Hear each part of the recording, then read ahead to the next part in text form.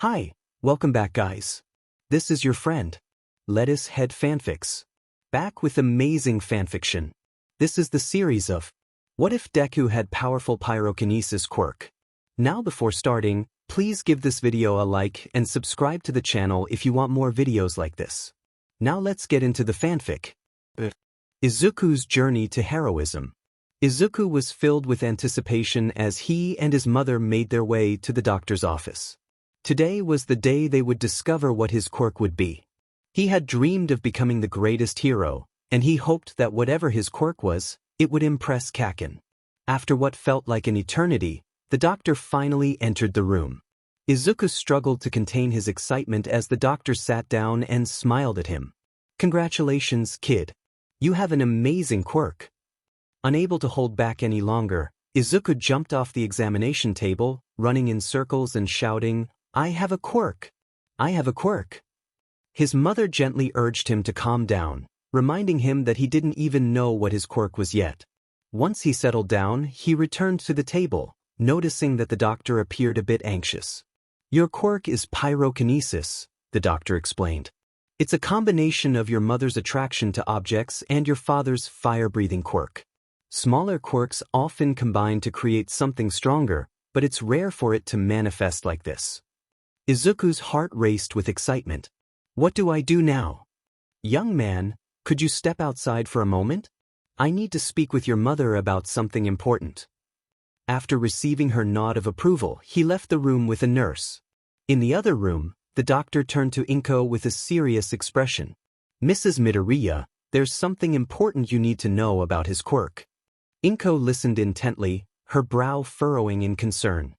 His quirk is connected to his emotions. If he becomes too excited, angry, or sad, he could become very dangerous. Inko's heart sank at the thought of her little Izuku potentially harming others. "What should I do?" "If you want my opinion, it might be best not to let him pursue a career as a hero. I know how much he wants it, but he could unintentionally hurt those around him. Ultimately, the decision is yours." With that, the doctor left the room, leaving Inko deep in thought. She resolved to let Izuku attend school for a day to see how he managed, and then she would find a way to support him. The next day, Izuku saw Kaken bullying a quirkless child and felt compelled to intervene. "Stop it, Kaken. You're hurting him." Kaken merely scoffed, his expression malicious. "Get out of my way, Deku." Izuku stood his ground, feeling a heat rising within him. "No. I'm not going to let you hurt him." Kaken approached him and used his quirk to push Izuku aside. "Now that he's out of the way, let's finish you." Izuku watched helplessly as Kaken continued to torment the other boy, anger boiling inside him. "I said stop." Suddenly, flames erupted around him and panic set in. "What's happening to me? Kaken, please help me." "Get away from me, you freak!" Kaken shouted, backing away. Izuku, engulfed in flames and fear, felt himself growing weaker until he blacked out. 2 hours later, Izuku's mother explained the nature of his quirk and its emotional connection. Overwhelmed with fear and uncertainty, he cried into her shoulder, desperately trying to control his emotions.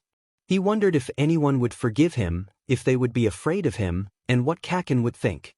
Could he still aspire to be like All Might? Could he truly become a hero? 2 years passed, and Izuku found himself in the first grade, enduring relentless bullying. His classmates labeled him a villain, and Kaken often provoked him, pushing him to the brink. To protect others, Izuku isolated himself, suppressing his emotions to avoid losing control. He trained diligently for the hero course at UA, hoping that there, he might finally be seen as a hero and make friends. One day at the playground, he sat alone under a tree, feeling the weight of loneliness as he watched others play.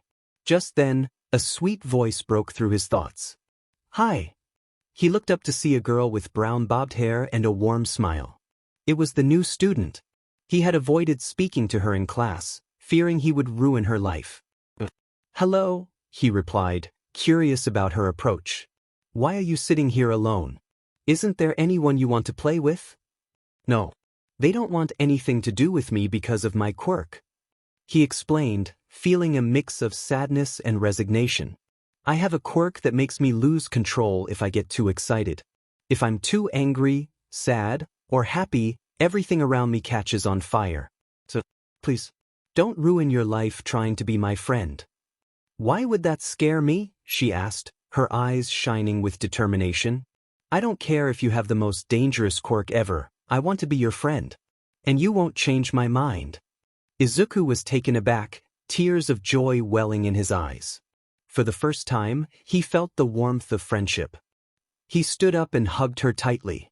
Thank you, thank you, thank you. It's okay. What's your name? She asked, smiling brightly. Izuku Midoriya. I'm Ochako Uraraka. And in that moment, for the first time in a long while, Izuku smiled back, feeling a glimmer of hope for the future. Chapter 1. Time skip 9 years later. Izuku's perspective. Over the past 9 years, Ochako and I have become the best of friends. We do almost everything together, and being around her makes me feel like I can accomplish anything. The opinions of others seem insignificant when she's by my side. I've even started to develop feelings for her, but I keep those to myself. I want her to find her own happiness first, even if it means putting my feelings aside. Morning routine. Today began like any other, with a wake-up text from Ochako. Hey, Izuku. Wakey wakey, handsome. Her playful words always make me blush. I can't resist teasing her back. Hey, appealing. How you doing? Her laughter fills the air. Okay, you got me. So, are you ready for today? Sure, why not? After breakfast, I head out to meet her. The school. The teacher enters the classroom with a stack of papers. Okay, now for your career aptitude tests. Choose wisely because this is your future. But who am I kidding? You all want to go to UA, right? The class erupts into chaos as everyone shows off their quirks. The only ones remaining calm are Ochako, me, and... Don't lump me in with these extras, teach. I'm the only one who has what it takes to become the #1 hero, Kaken declares. You think you're better than us, Bakugou? Someone retorts. Get off that high horse of yours. I'll take all of you extras on. I'll get into UA and become the richest hero of all time, even more popular than All Might himself. His arrogance is grating and it gives me a headache. Oh, Midoriya, Uraraka. You're going into the hero course too, right? What? The class exclaims. Yeah, I want to go into the hero course. So what about it? I respond. I can see Uraraka becoming a hero, but Midoriya? Maybe we should save the pros some work and put him in jail right now, someone sneers. Hearing the word arsonist makes me bristle. I've been called that for years and it stings. But then I look at Ochako's calming smile, and I start to relax. Do you? Kaken shouts, advancing toward me. You really think UA would take in someone like you when they could have me? Well, why not? If they accept a hot-headed, egotistical jackass like you, then I'd have a pretty good chance too. Ochako bursts into laughter. What did you say to me? Kaken growls, using his quirk. Okay, that's enough, you two. You're here to learn, not to fight. Now sit down. You got lucky this time, Deku, Kaken mutters. You okay, Izuku? Ochako asks, concern in her eyes. Yeah, I'm good. Though I do have a headache. Is it an angry Pomeranian? She jokes, and I can't help but laugh, my face turning red. Yeah. Oh, are you coming over today for quirk training? Yeah, let's say 5:30? Sounds good. Since we were 10, we've been training to get into UA. We alternate between our houses, pushing each other until we're exhausted. My favorite training day was when we both passed out, and I woke up with her head on my shoulder. I wish those moments could last forever. After school. All right, see you at my place later. See you, Izuku. I start walking home, taking a shortcut through a tunnel. I've heard rumors about villains using this tunnel to kidnap people, but I've never believed them. Suddenly I hear a voice. A meat suit. If I knew he was here, I would have been more careful. I realize I might have been wrong. Well, I'll just have to use you as a disguise. The slime villain lunges at me, and I instinctively lift my hand, igniting my quirk. The villain splatters everywhere, and as I react, I notice something at the end of the tunnel. Don't worry. Because I am here. I can't believe my eyes. Holy, it's All Might. Oh, I see you've already taken care of him. You used it for self-defense, right? He asks, and I nod. Good. Now I'll just apprehend this villain. All Might. I stammer.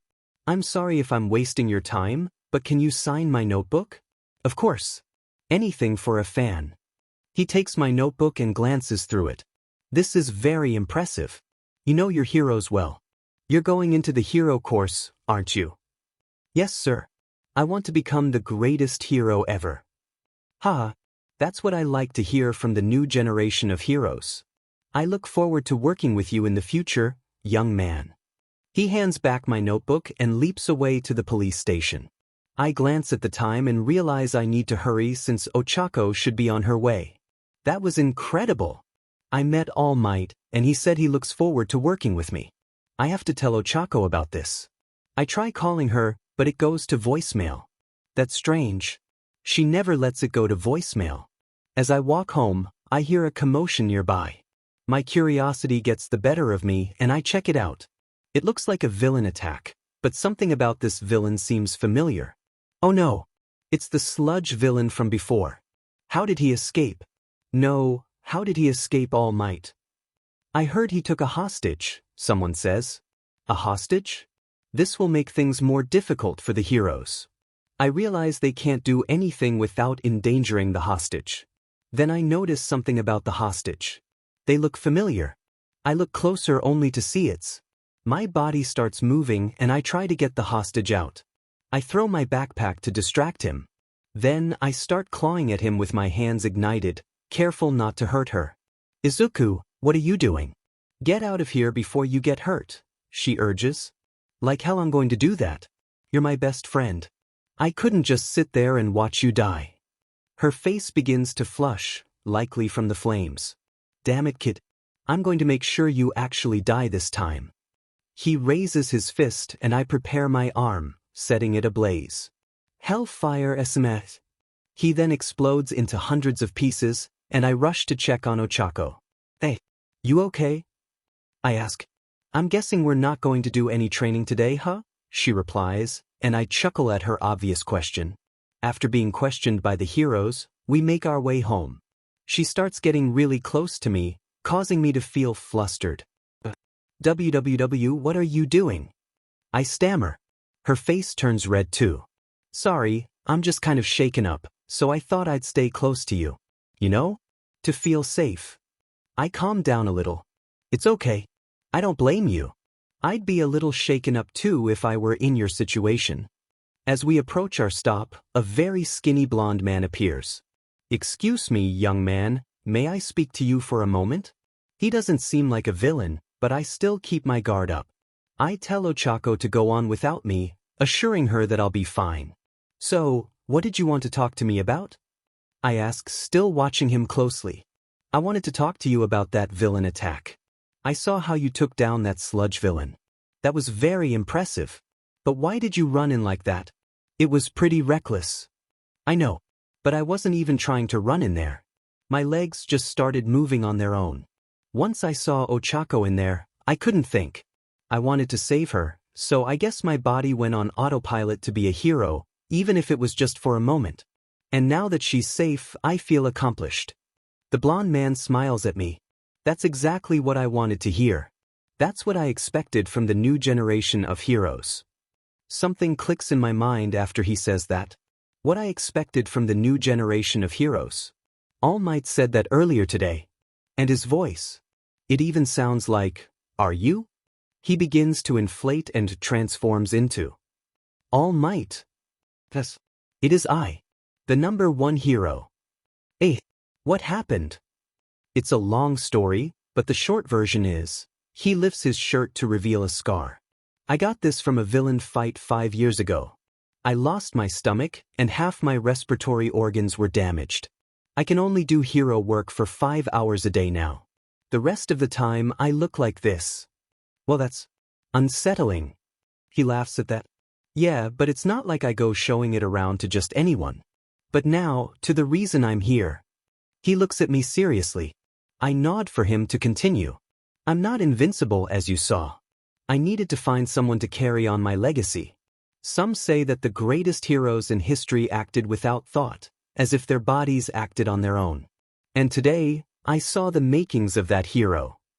I start to think about all the insults and names I've endured over the years. Midoriya? A hero? More like an arsonist. Haha. If they let someone like him become a hero, they're definitely desperate. Remember what you are, Deku. You're just a useless, worthless, pathetic loser. Then I hear her voice and start tearing up. Don't listen to them. They're just jealous that you have a cool quirk. I'll never leave your side. We'll always be best friends. I promise. Deku doesn't have to mean useless.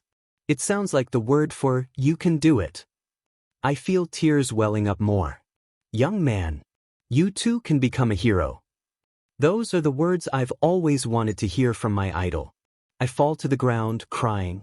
Thank you for believing in me, Mom, All Might, Ochako. Now I deem you worthy of my power. Hold up. What? I deem you worthy of my power. I have chosen you as my successor, to wield my quirk and use it to become the next symbol of peace. This is his power. Hold on, there are a lot of theories about what your quirk can be.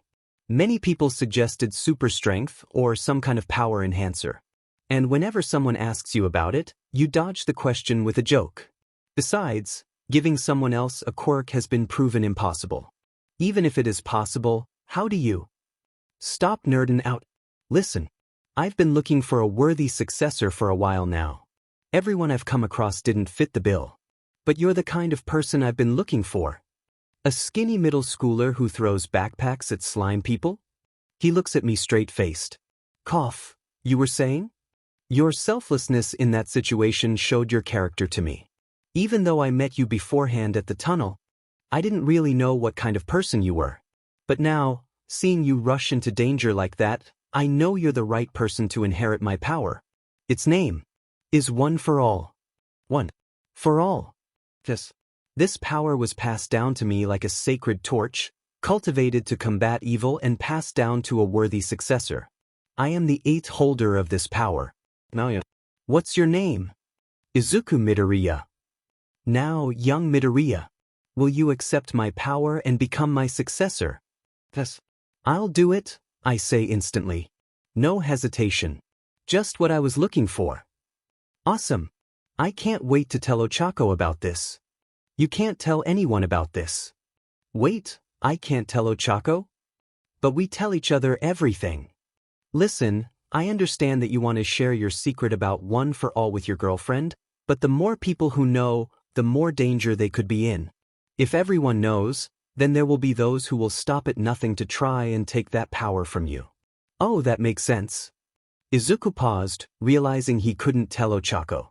Wait, me and Ochako aren't dating. We're just best friends. His friend looked at him, puzzled. Really? The way you two were so close, I really thought you were a couple. I guess we can just leave it to fanfiction writers. What? Fanfiction writers? Not important.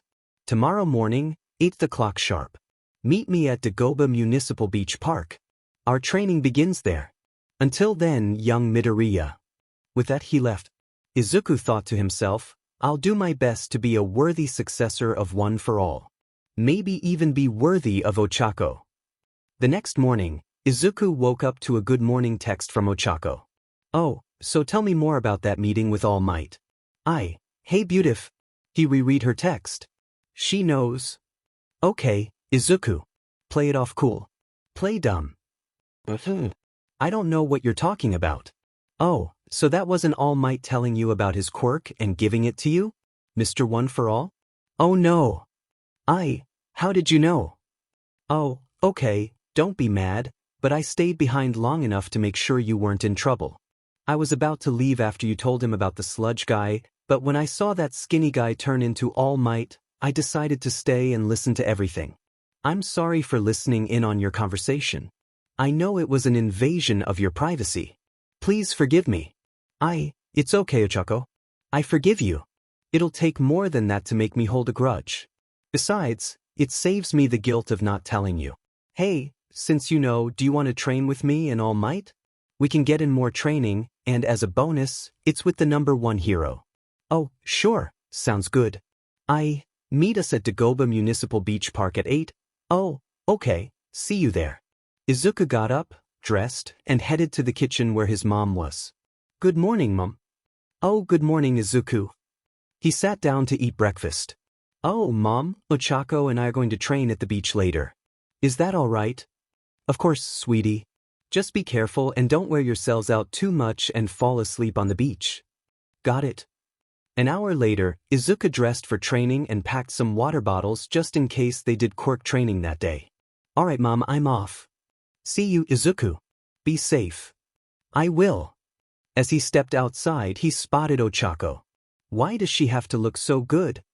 She was wearing a black tank top and pink workout shorts. Don't stare at her, you'll creep her out. Hey, Ochako. You look great. Her face turned red as she looked away, embarrassed. Thanks. You too. They started walking toward the beach, discussing what the training would be like. At the beach, they arrived to find All Might waiting. Izuku felt a mix of excitement and nervousness. Hey, All Might, he said, trying to sound casual. Ah, young Midoriya. Right on time. Wait, why is she here? He pointed at Ochako. Funny story. She was listening in on our conversation and knows everything. All Might looked at Izuku with a serious expression, then back at Ochako, then back to Izuku. It had been a month since they received their letters from UA. Izuku and Ochako were packing for their dorms. Izuku could only bring half of his All Might merchandise. Why was this world so cruel? On their way to UA, Izuku was filled with excitement. Izuku? Calm down, you have smoke coming off your uniform. Oh, sorry. We're actually going to UA. I mean, I'm going to my dream school. Hopefully, we don't run into Kaken. Izuku, there are 38 other students in the hero course. What are the chances of him being in our class? She reassured him. You're right. They stopped in front of a big door labeled 1A. Are you ready to start our hero journey? Yeah. Ochako pumped her fist in the air as Izuku opened the door to find. Get your feet off the desk. You are disrespecting where our upperclassmen and heroes once Saturday. What was that for eyes? Kaken and his friend from the exams were there. These seats represent the heroes who once sat in these desks to become the great heroes of today. Putting your feet on them is very disrespectful. Hey, what's up, for eyes? Did you always have that stick up your back, or did someone give it to you? Kaken sneered. Let me start over. I'm Tenya Ida from Somei Private Academy. Somei? So he was rich? Somei-ha? So you're some rich jackass? Why don't I put you in your place? Izuku thought, feeling the tension rise. You would dare insult your classmate? How dare you? Ida looked over at Izuku and Ochako. Hi. Izuku waved, smiling nervously. Oh, it's you. The one from the exam. I must apologize to you.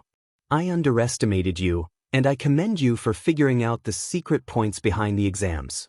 Clearly, you are better than me. Ida apologized, gesturing with his hands. Okay, first, I didn't know about the rescue points. I saw my best friend in trouble, and I had to save her. And second, it's okay, you're forgiven. I'm Izuku Midoriya. He extended his hand. I'm Tenya Ida. He shook Izuku's hand. I'm Ochako Uraraka. It's good to meet you. I can't wait to see what this school brings us, she said excitedly. If you're here to make friends, you can just go ahead and leave, a voice said from behind them. Izuku turned around to see. What is that? He and Ochako thought simultaneously. The figure on the ground started to rise, and it was a man in a sleeping bag. Thank goodness. I'm Shota Aizawa. I'm going to be your teacher for the next 3 years. Their teacher? Izuku had expected heroes, not someone who looked like they just rolled out of bed. But he did seem familiar. He pulled out a blue shirt from his bag. Now put these on and meet me outside at the training grounds. Time skip. We gathered outside at the training field where we were instructed to meet. What are we doing here? Aren't we going to miss the opening ceremony? Ochako asked, looking confused. We at UA have the freedom to teach as we see fit. We won't waste our time on pointless ceremonies. Instead, we're going to conduct some tests to assess your abilities and determine if you truly belong here. Those who perform the worst will be asked to leave. What? That's not fair. Ochako exclaimed, her frustration evident. Fair? Nothing about being a hero is fair. We dedicate our lives to saving others, and if you're not well known, no one will care if you risk your life. Becoming a hero demands your full attention, which doesn't always include fairness. He has a point. UA is the best hero school in the world, and getting in is no small feat. It makes sense to identify those who may not be ready to uphold the school's reputation, I added, surprising everyone around me. Good. Now that we've established that, why don't you come up and show us what you can do? How far could you throw a ball in middle school? I thought for a moment, recalling my lack of sports experience. About 70 meters, I replied. He handed me a ball with a band around it. All right, now throw this using your quirk. Following his instructions, I took my position. Activating full cowling at 15% along with my pyrokinesis, I focused my energy. With a powerful throw, the ball soared through the air, disappearing from sight almost instantly. So how far did it go, Teach? I asked, curious. He pulled out his phone and displayed the distance, 760 meters. Wow. Is that even humanly possible? A guy with yellow hair exclaimed. This is going to be so much fun. A girl with pink hair and skin chimed in. This isn't just for fun. Remember, if you don't give it your all, you'll be out, he reminded them. Oh, right, she said, her enthusiasm dampened. Time skip. After a series of tests, including grip strength, side jumps, long jumps, and a 50-meter dash, we finally wrapped up. All right, everyone, here are your scores. Izuku Midoriya, Katsuki Bakugou, Shoto Todoroki, Momo Yaoyorozu, Tenya Ida, Fumikage Tokoyami, Mizo Sho, Uchako Uraraka, Ijiro Kirishima, Mina Ishido, Masahiro Ojiro, Koji Koda, Himiko Toga, Rikido Sato, Tsuyu Azui, Yuga Oyama, Antasiro, Denki Kaminari, Kyokujiro, Toru Hagakure, Minoru Mineta. And that's that. Mineta, pack your things. You're out of the hero course and will be placed in general studies. Yes. At least I can still hang out with the girls in Class 1C, he replied, but his words earned him a sharp glare from Aizawa. Aizawa's hair stood on end, his eyes narrowing. If you try anything inappropriate, you'll be expelled from UA immediately. Understood? Yes, sir, he said, clearly intimidated. I glanced at Aizawa again, noticing a pair of familiar goggles. Wait a minute. I recognize those goggles. I knew I'd seen you before. You're the Erasure hero, Eraserhead. Congratulations. You figured me out. Now back to class. I still have things to teach you. I saw Ochako approach me, looking exhausted. Well, that was something, she said. Yeah. This is definitely going to be an interesting 3 years, I replied, contemplating if I could share my feelings with her during that time. Great. Now let's get back to class. Time skipped to the end of the day. We headed to our dorms, which were larger than I had anticipated. All right, everyone, listen up, Aizawa said to get our attention. This is your new home for the next 3 years. You'll have a common room for socializing, a kitchen where you'll need to prepare your own food, and showers that are separated by gender. Your dorms will also be gender segregated. Inside, you'll find your dorm assignments, and your belongings will be in your rooms. You have the rest of the day to unpack and settle in. After that, I don't care what you do as long as it follows school rules, but you must be back in your rooms by curfew. We entered the dorms and the size took us by surprise. Wow, it's so big! Ochako exclaimed, losing her balance and falling backward. Ochako, are you okay? I asked, concerned. Yeah, I'm fine. Just a little overwhelmed, she replied, relieved. Attention everyone. Here are our dorm arrangements. Ida announced, capturing our attention. Everyone go to your dorm rooms and unpack. We can meet back here if you'd like, Ida instructed. Whatever, Kaken shrugged. Time skip. Unpacking didn't take long. I glanced at the clock. 5 p.m. Not too bad. I headed to the common room and spotted Kirishima, the guy with spiky red hair, along with the pink-haired girl. "Hey, how are you two? Did you finish setting up your dorms?" I asked. "Yeah, we finished about half an hour ago," Kirishima replied. "We've been waiting for everyone to finish because we have an idea to help us get to know each other," the girl added. "That sounds fun?" I said, unsure. Just then I heard footsteps coming down the stairs. It seemed everyone was done unpacking. I wondered if they would go ahead with their plan. "Great. Everyone's here. Gather around. Let's play a little game," Kirishima announced. "We shouldn't be playing games. We're here to learn to be heroes," someone protested. "No, you idiot. We just sit around, introduce ourselves, and share something about ourselves," Kirishima clarified. "Not a bad idea. This way we can get to know each other and build trust. Everyone, gather around." Ida encouraged, surprisingly quick to agree. Everyone assembled in the common room. I sat next to Ochako, feeling a blush creep onto my cheeks from the closeness. "Alright, I'll go first.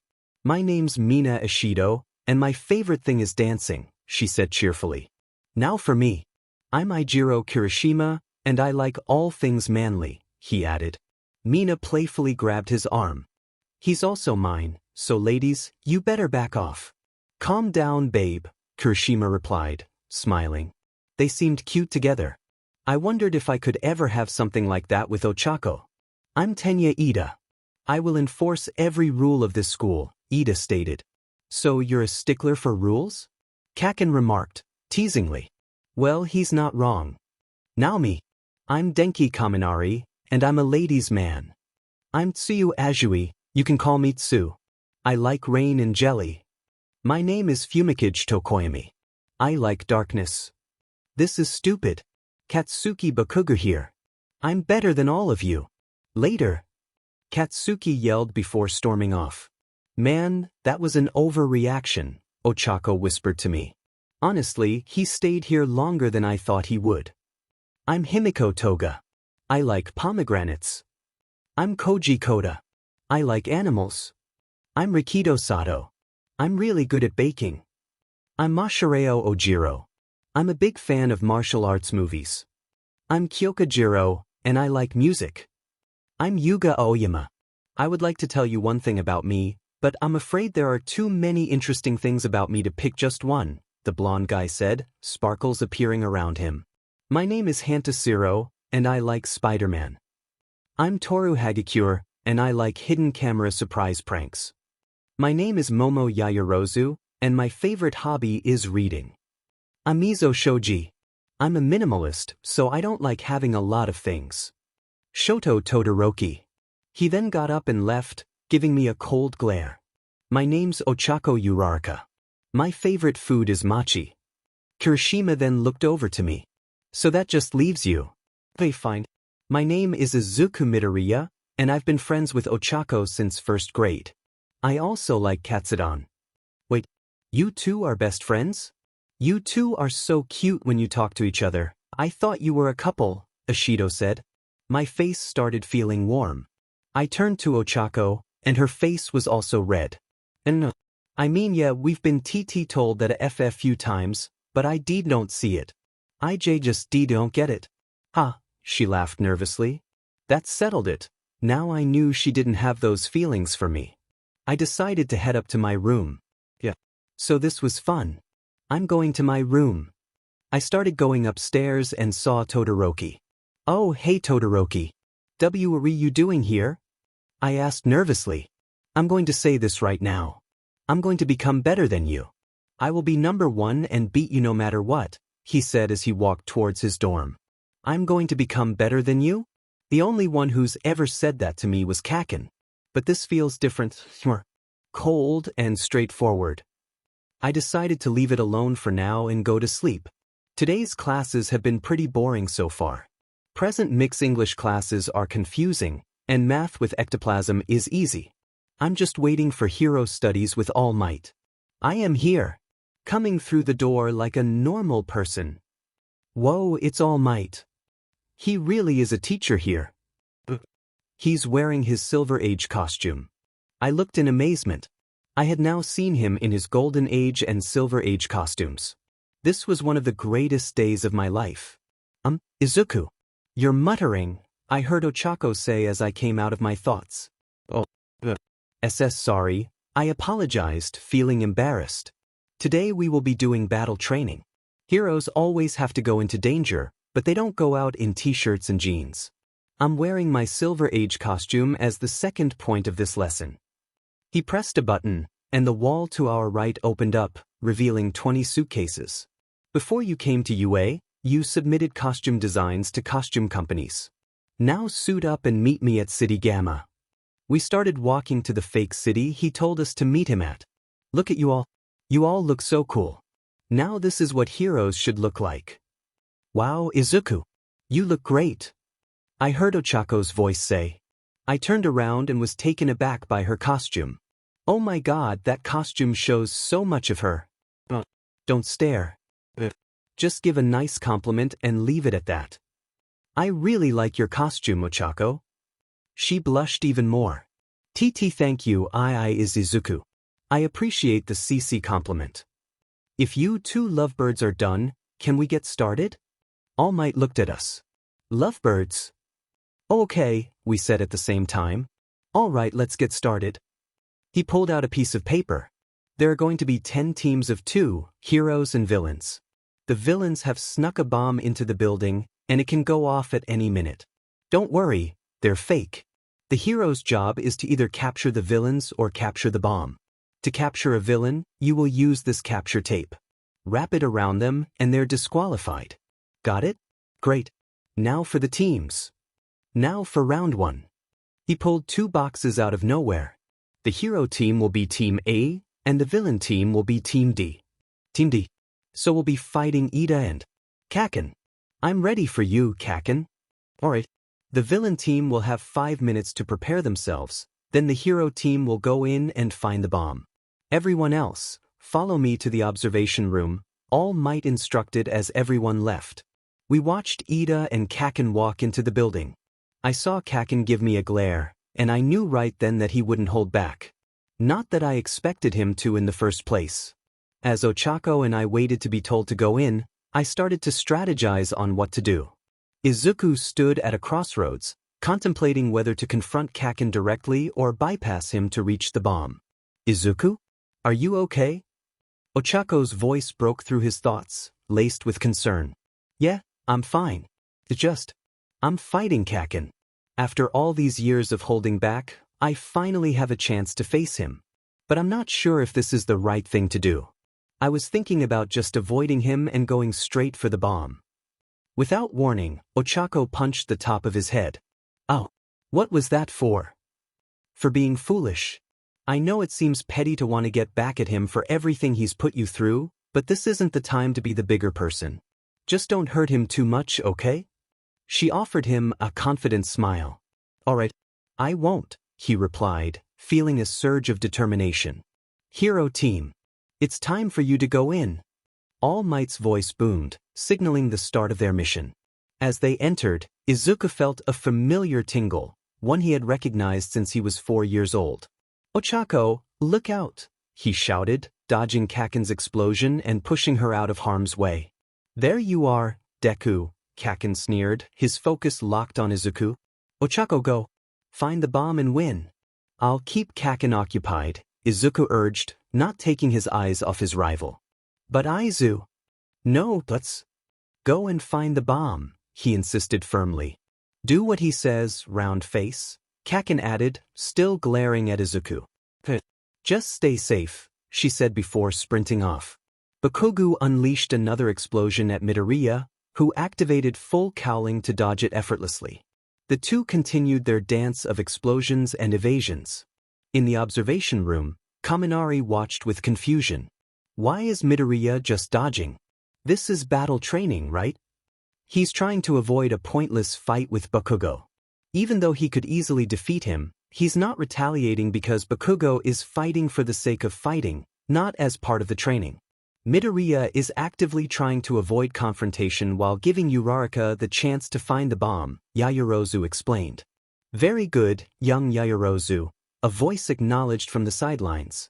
Back at the fight, Bakugou shouted in frustration, "Stop dodging, you BSRD." He launched another explosion, but Midoriya evaded it again. "Come on, Kaken. I know you can do better than that. You're being sloppy. Just calm down, and maybe you could hit me," Midoriya said, trying to encourage him. Bakugou's irritation grew. "You think you're looking down on me?" His gauntlet blinked ominously, and a sinister grin spread across his face. "Fine. You want me to do better? You should know how my quirk works by now. I secrete nitroglycerin like sweat, which I can detonate from my explosions. But there's a limit to how much I can sweat. Imagine what I can do with a lot of it." He raised his arm toward Midoriya. "These gauntlets absorb my sweat, allowing me to create bigger explosions. And when they're full, well, let's find out." He pulled a pin from his gauntlet. "No, young Bakugou. Don't do it. You'll hurt him." All Might's voice blared through the PA system. "He'll be fine as long as he dodges." Bakugou retorted, pulling the pin and unleashing a massive explosion aimed at Midoriya. "Midoriya! No!" All Might shouted. Meanwhile, Uraraka and Ida felt the ground tremble beneath them from the explosion. "What's going on? Bakugou! What are you doing down there?" Ida demanded through his communicator. "Izuku, I hope you're okay," Uraraka thought anxiously as she rushed toward the bomb, while Ida continued to scold Bakugou. "I won't let heroism prevail," Ida declared dramatically. "Ugh, come on," Uraraka exclaimed in frustration. Back at the fight, dust clouded the area where Midoriya had been. "That was extremely reckless of you, young Bakugou. You not only destroyed the building you were supposed to protect, but you also attacked with intent to harm. Use one of those gauntlets again, and you'll be disqualified immediately," All Might warned. "Fine. At least I put that beastie in his place," Bakugou replied with a smug grin. "Is that what you think, Kaken? You'll have to do better than that," Midoriya said as the dust settled, revealing him surrounded by flames, his gloves slightly torn. Bakugou stared in disbelief. "You BSRD. How did you get this strong?" "I ate some hair," Midoriya replied casually. "You think you're being cute?" "I'm adorable," he shot back. "Die. I'm tired of this. I have to get to Ochako and see if she's doing any better," Midoriya thought to himself, pulling back his arm. "Smash!" he yelled as his fist connected with Bakugou, sending him flying backward and leaving him unconscious. "Now to see how Ochako's doing," he said, running off to find her. With Ida and Uraraka, she breathed in frustration. "Come on. I'm not even getting close." "Ha, Chihiro? Your pointless heroics can never match my ultimate villainy," Ida declared in his exaggerated villain voice. "What am I going to do? I have to find a way to outsmart him. But how?" she wondered. "Hey Ochako. What are you doing?" A voice came from behind her. "Izuku, what are you doing here?" "What about Bakugou?" she whispered urgently. "Kaken's unconscious. I'm here to see if you need any help," he replied. "Yeah. I keep trying to think of ways to outsmart him, but everything I try ends up with me falling flat. I have an idea. You'll be putting your hand on that bomb by the end of this," he assured her. "Okay, Uraraka. I'm waiting. My villainous villainy will trump your heroics," Ida taunted. Midoriya stepped out from his hiding spot. "Hey Ida. How are you?" "Midoriya.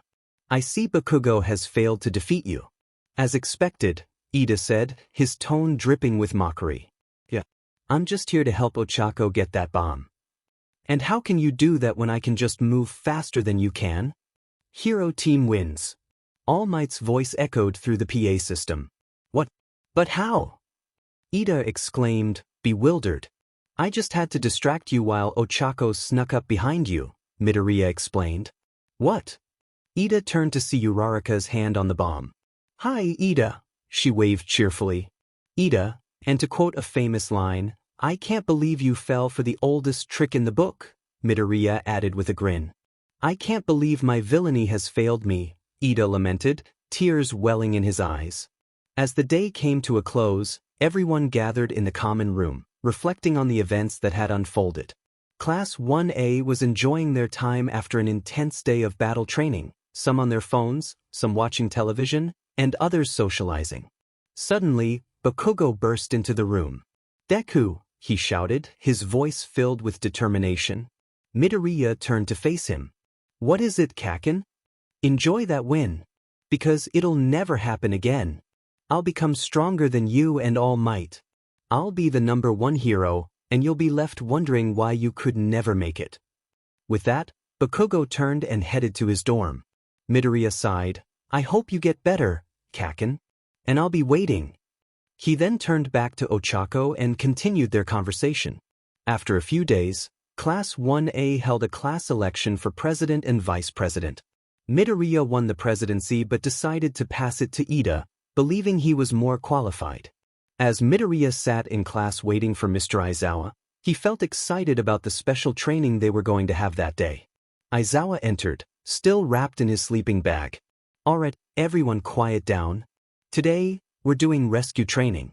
You'll be supervised by me, All Might, and a rescue hero. We'll be heading to a special training area, so get your costumes and head outside. A bus is waiting for us," Izuocha instructed.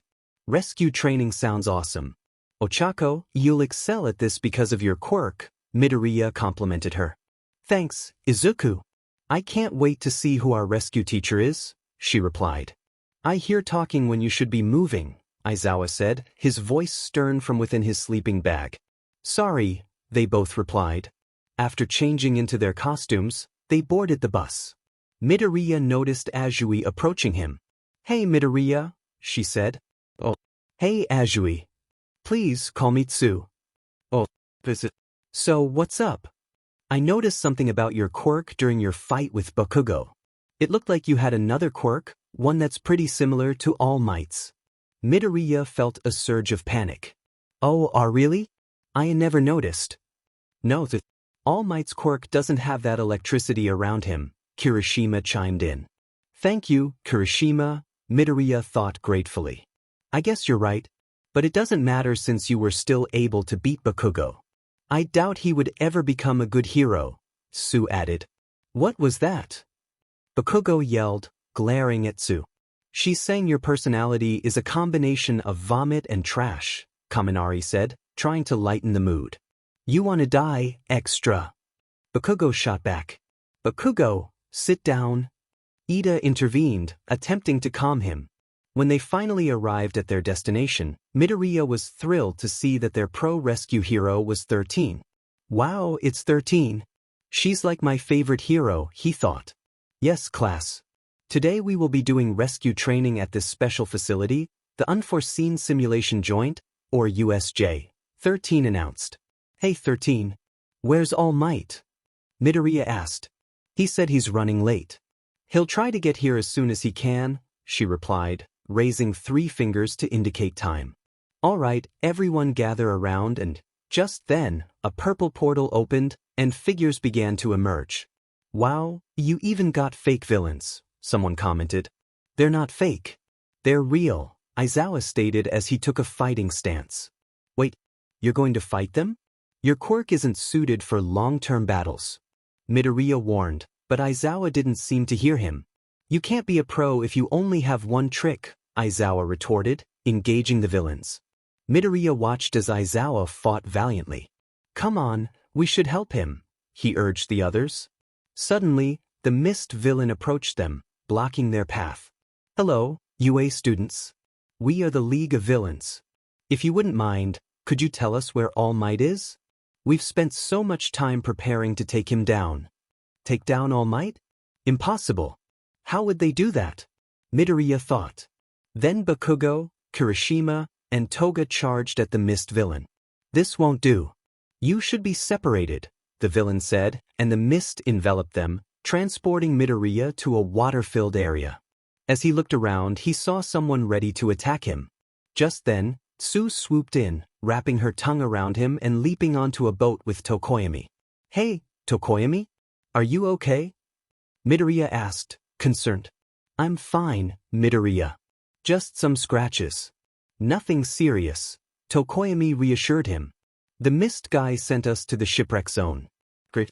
I can't use my quirk well here," Midoriya said, feeling frustrated.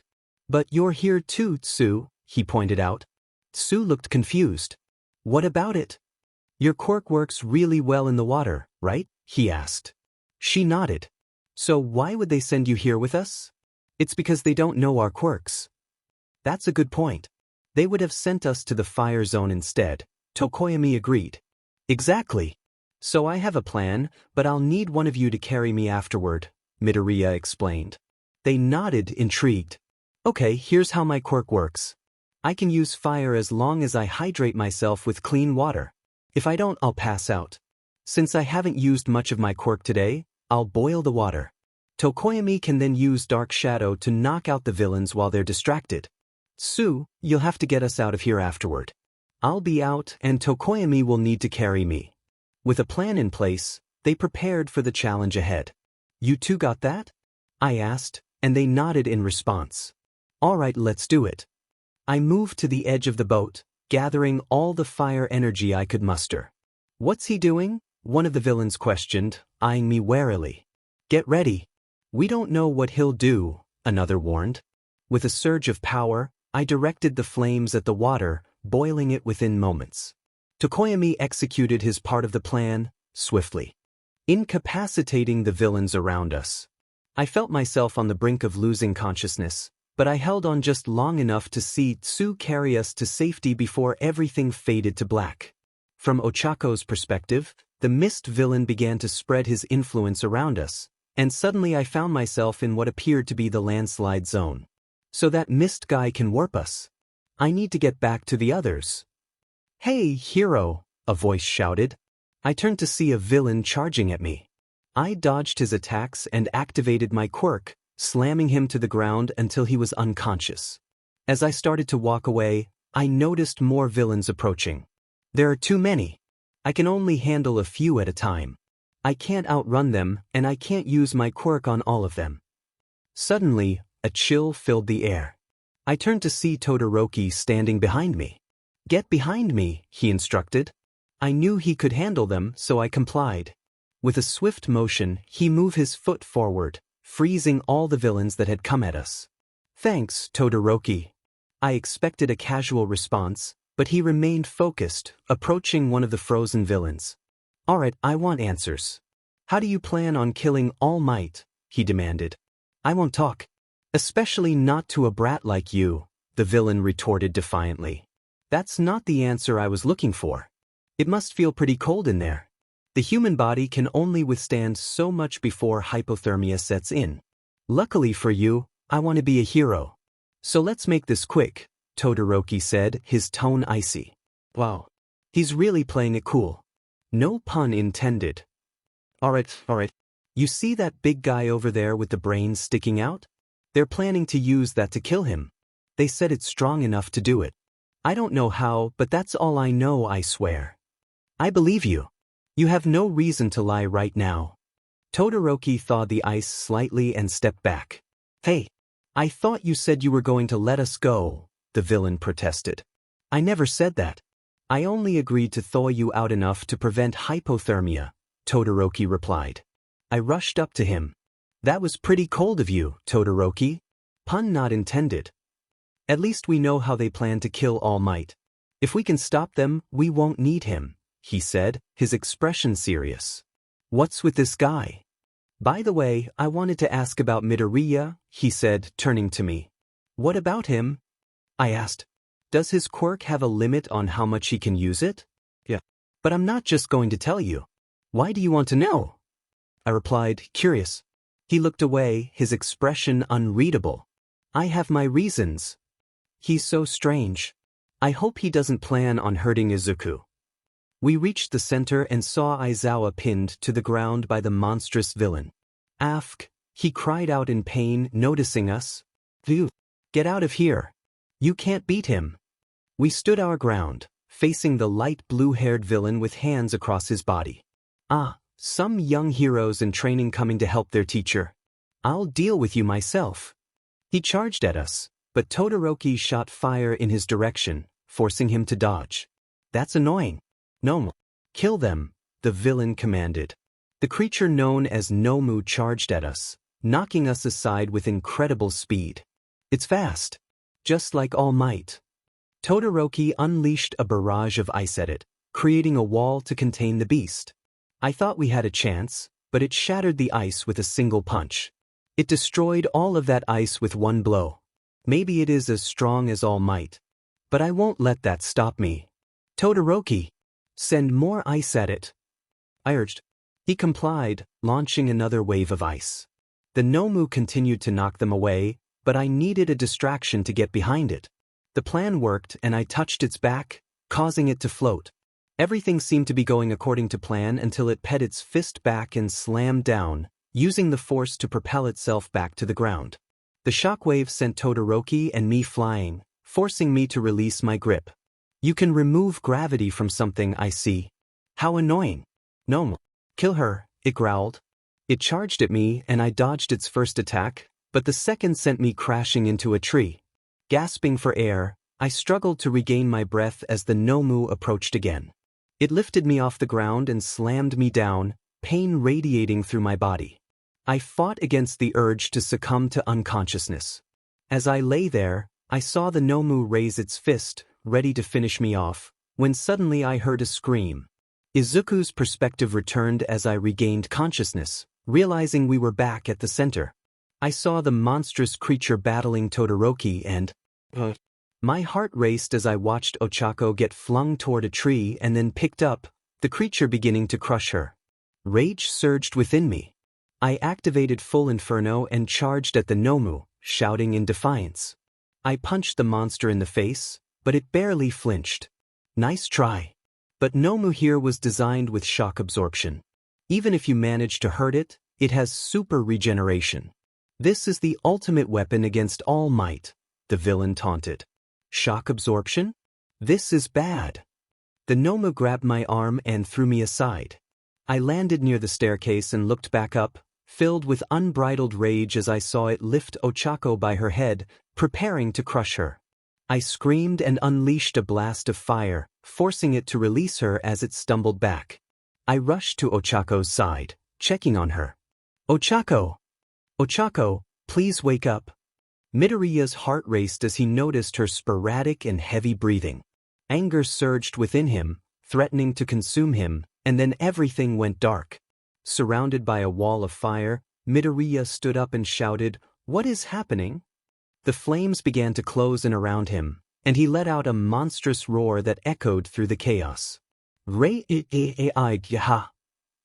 With newfound determination, he charged at the Nomu and threw a powerful punch, knocking it back. He unleashed a wave of fire, scorching the creature and leaving it struggling to regenerate. What's going on? It should be healing those marks, he thought, rushing forward to incinerate the Nomu's left arm. The creature attempted to heal itself, but it was unable to do so with its arm burned away. The Nomu swung another punch, but Midoriya was too quick. He sent another wave of fire, knocking the creature onto its back.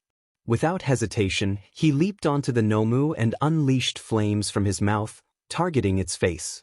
The Nomu writhed in agony as its head was engulfed in flames, ultimately succumbing to its injuries.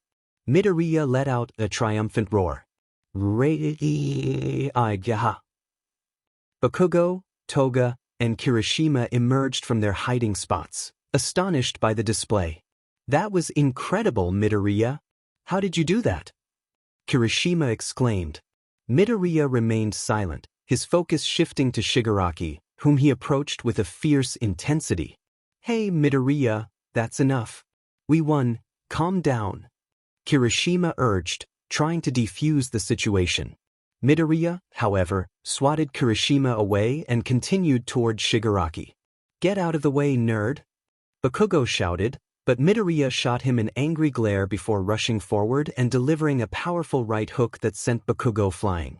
Confusion swept through their classmates as they wondered why Midoriya was attacking Bakugou. He landed near Uraraka and lifted Bakugou by the collar of his costume, ready to strike until he heard a weak voice. Izuku. Don't. Turning, he saw Uraraka conscious and struggling to speak. Odachukdaro he managed to say, his voice distorted. He dropped Bakugou and stood tall, the fire around him dissipating, leaving him in tattered hero costume breathes. Exhausted, he collapsed to the ground, unconscious. Tamura Shigaraki, we must leave before the heroes arrive, Kurogyari urged. Not yet. I need to deal with this brat first, Shigaraki replied, rushing toward Midoriya, intent on finishing him off. But then, bang bang bang. Damn it! Shigaraki shouted as bullets struck his hands and legs. The heroes had arrived. Kurogyari, get us out of here. Shigaraki commanded, and the warp villain complied, whisking them away. All Might approached Midoriya's unconscious form, sorrow etched on his face. I'm sorry I couldn't arrive sooner, young Midoriya. Perhaps I could have prevented this from happening to you and young Uraraka. Time passed, and the villains were taken into custody while Uraraka, Midoriya, and Bakugou were brought to Recovery Girl. Izuku's POV. As I slowly opened my eyes, I found myself staring at a white ceiling. Realizing I was in the nurse's office, I turned to my left and saw Ochako asleep. Despite my sore muscles protesting, I got up and pulled a chair closer to her bed. Memories of the Yi flooded my mind, how close she had come to dying and how helpless I felt. The last thing I remembered was passing out, and now we were here. All Might must have come to rescue us. At least he was able to do something. Tears began to fall as I sobbed into her legs. I'm sorry, Ochako. I'm so sorry. Izuku. Her voice was weak but clear. I looked up to see her awake. Ochako! I exclaimed, pulling her into a tight hug. I'm so sorry I couldn't protect you. It's okay, she reassured me. No, it's not. I insisted, looking into her eyes. It's not okay because how can I be a hero if I can't protect my best friend? Ochako cupped my face gently. Izuku, I don't need you to protect me. We're both going to become heroes, and we'll have to put our lives on the line. I appreciate that you saved me, but I need you to trust me to protect myself. Can you promise me that? I promise. But I also promise to be by your side if you ever need my help. That's what a hero does, protect those who don't need it. I grasped her hands, looking deep into her eyes. Ochako, I'm afraid I may never get the chance to tell you this. You mean so much to me. For a long time, only you and my mom believed in my dream. Seeing you hurt made me realize how much I hate seeing you in pain. Her face flushed, and I felt heat rise to my own. Ochako Uraraka, I-lo. Suddenly, All Might entered the room. Hello, young Midoriya. Young Uraraka. How are you too? I jumped, startled. Oh, che all Might. I stammered, embarrassed. Did I interrupt something? He asked with a grin. No. Ochako and I exclaimed in unison. Alright, I just came to check on you too. If you're feeling ready, you can head back to the dorms, he said before leaving. I sighed, rubbing my neck nervously. I guess the moment was kind of ruined, huh? Izuku? What were you going to say? Ochako asked, curiosity in her eyes. Oh, nothing. I guess it doesn't matter now. Huh, I laughed awkwardly. Ochako gave me a stern look. Izuku. With a sigh, I sat back down, holding her hands and looking into her eyes once more. I was going to tell you that I love you. Ochako, I can't imagine this world without you. You make me feel like I can do anything, even beat All Might. I know you might not feel the same, but... Before I could finish, she hugged me tightly, tears glistening in her eyes. I love you too, Izuku. You mean so much to me. I couldn't imagine this world without you either. It used to be admiration, but then it turned to love. I wished I could have told her sooner, but I wanted her to focus on her dream and not feel like I was in her way. I gently placed my finger on her lips. Ochako, there's always room for you in my dream. I can become the #1 hero and have you in my life. No one can say otherwise. We embraced, holding each other tightly for a few minutes. We should head back to the dorms now, I finally said, breaking the silence and the hug. Yeah, we should, she replied. As we gathered our things and made our way back to the dorms, I turned to her. So, does this make us a couple? She leaned up and kissed me on the cheek. Of course. Otherwise, we'd just be best friends who tell each other they love each other. I chuckled softly. Good point. Should we tell everybody? She paused to think. I don't think we should. I just think we should wait. I agree. Let's keep it to ourselves for now. We held hands as we walked back to the dorms. Once we arrived, we reluctantly separated our hands to keep our relationship a secret. I opened the door, and within moments, everyone rushed toward me. Midoriya! What was that? They exclaimed, except for Kaken and Todoroki. What was what? I asked, confused. That whole fire guy thing, where you were surrounded in flames. What was that? Siro inquired. I don't know what you're talking about.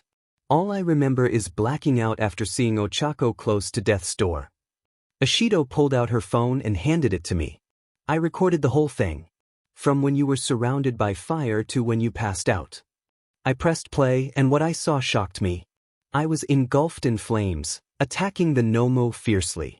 I managed to defeat it easily, but then I turned on Kaken. The fire around me vanished and I collapsed. That was where the video ended. I did that? I exclaimed. Yep, Ashido confirmed as she took her phone back. How do you not remember? Ida asked. All I recall is the anger from seeing Ochako hurt, and I guess my quirk went out of control. But it was pretty cool, Ochako said, standing behind me. I guess. I'm feeling pretty tired. I'm going to head back to my dorm. As I made my way to my room, my mind drifted back to that video. That was me? I need to learn to control myself so that doesn't happen again. Or at least try to manage it. Then my thoughts turned to Ochako. I finally told the girl I love about my feelings. This will be a fantastic 3 years. With that, I shut my eyes and drifted off to sleep. It had been a week since the USJ incident, and we were given time off to recuperate. I had been under careful watch after my display of power against the Nomu and my accidental fight with Kaken. Now, I had to be cautious to avoid what the others referred to as the Deku inferno. Ochako and I had been really happy together. We almost got caught while playing Dragon Ball FighterZ in my room. It started off as a normal game until I playfully accused her of cheating. Somehow, we ended up sharing a moment on my bed just as Ida walked in, wanting to know if I wanted to go to the training grounds. I told him I was taking a day off. Now, I was eager to see what would happen next. In Class 1A, Kaminari wondered aloud, I wonder who's going to be teaching us today. I doubt it will be Mr. Izuocha. He still hasn't recovered, Tsuyu replied. The door slid open to reveal Mr. Izuocha, looking like a mummy wrapped in bandages. What are you doing here? You haven't fully recovered yet, Ochako said, concern evident in her voice. My injuries aren't that bad. Now, on to something important. It's time for the UA Sports Festival. Yeah, alright. We're going to kick some serious butt. Kaminari cheered. Calm down, Kaminari. You'll have a week off of classes to train. This is your chance to show the world who you are and get scouted by a good hero. Agency. Don't disappoint me, Izuocha said as he settled into his sleeping bag. Ochako leaned over to me. Hey, Izuku. Do you want to train together? It'll be like old times. Sure. We can help each other with our quirks, I replied as I packed my things and headed for the door. When I opened it, I was met with a crowd of students outside. What the heck? What are they doing here? Don't they have their own classes? Ashido asked. They're here to scout the competition and get a good look. This is what the next #1 hero looks like. Now move it, extras, Kaken declared. You can't call people extras without getting to know them, Ida scolded, chopping the air with his arm. A kid with purple hair and tired-looking eyes approached. So this is the infamous Class 1A? I expected more from your class since you fought real villains. But it just looks like you're a bunch of jackasses. Bakugou, come on. You're the reason they hate us. Do something, Kirishima urged. Why should I apologize for them being useless and taking their frustration out on me? He can't go a day without calling someone useless, can he? You shouldn't be so confident. If we do well enough in the sports festival, we could be transferred from general studies and replace someone in your class. So don't be lazy, because I declare war on your class, the tired-looking kid said as he walked away. We could be transferred out of the hero course? Toga asked, her expression filled with fear. I guess her quirk wouldn't be entirely useful without stealing someone's blood.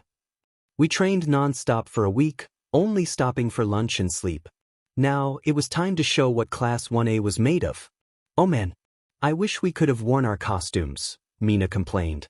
It's okay, I reassured her. Besides, now we all have an equal chance of standing out without them, Kirishima said, offering a comforting smile. She returned the gesture with a quick peck on his cheek. Midoriya, a voice called from behind me. I turned to see Todoroki, his cold gaze filled with determination. It's obvious that you're the strongest in our class. I'm declaring war on you right now. I'm going to defeat you. I couldn't help but wonder what his deal was. All right, I accept your declaration, I replied. Hey, Icy Hot. You're declaring war on the wrong person. I'm the one you should be worried about. Kaken shouted, his voice laced with anger. But Todoroki ignored him, simply walking away. Hey, Izuku? What was that about? Ochako asked, concern in her voice. I don't know, but I'll find out when the time comes, I replied as we headed toward the entrance of the tournament arena. Welcome to the UA Sports Festival, everyone. I'm your CO commentator Present Mike. Here with me is my CO commentator Eraserhead. Stop showboating, Eraserhead replied dryly. Let's get this started. Here as our referee is the hero, Midnight. Midnight stepped onto the stage, causing quite a stir among the male participants. Alright, before we start, we need to hear some words from our freshman representative, Izuku Midoriya. Please come onto the stage, Present Mike announced. As I walked to the mic, I felt a wave of anxiety. Just keep it short and sweet. You can't mess this up. I took a deep breath. Go UA? Well, that was encouraging. Anyway, let's get started, Present Mike said, trying to keep the energy up. I can't believe I said that, I muttered, hiding my face in my hands. It's okay, Izuku. It could have been worse, Ochako reassured me. I doubt that, I replied, still feeling embarrassed.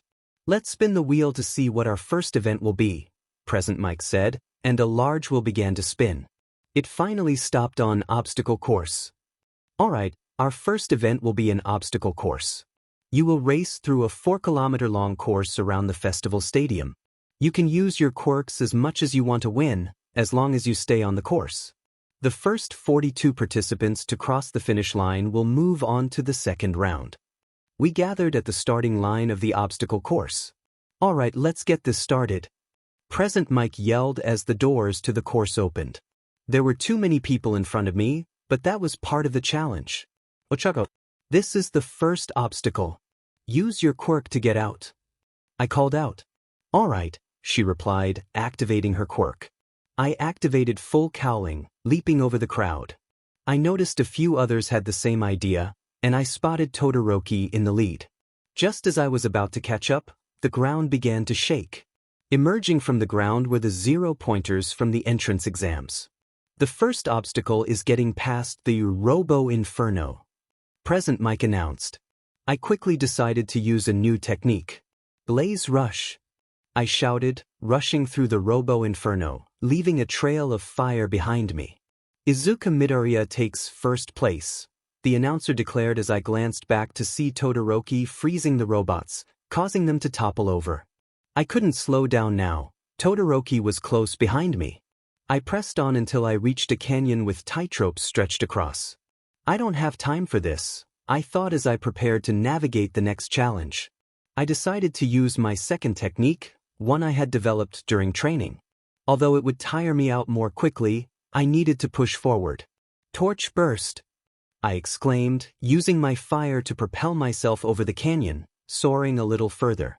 The flames danced around my hands, legs, and hair, giving me a burst of speed. I knew I had to be cautious. If I continued using Torch Burst, I would exhaust myself.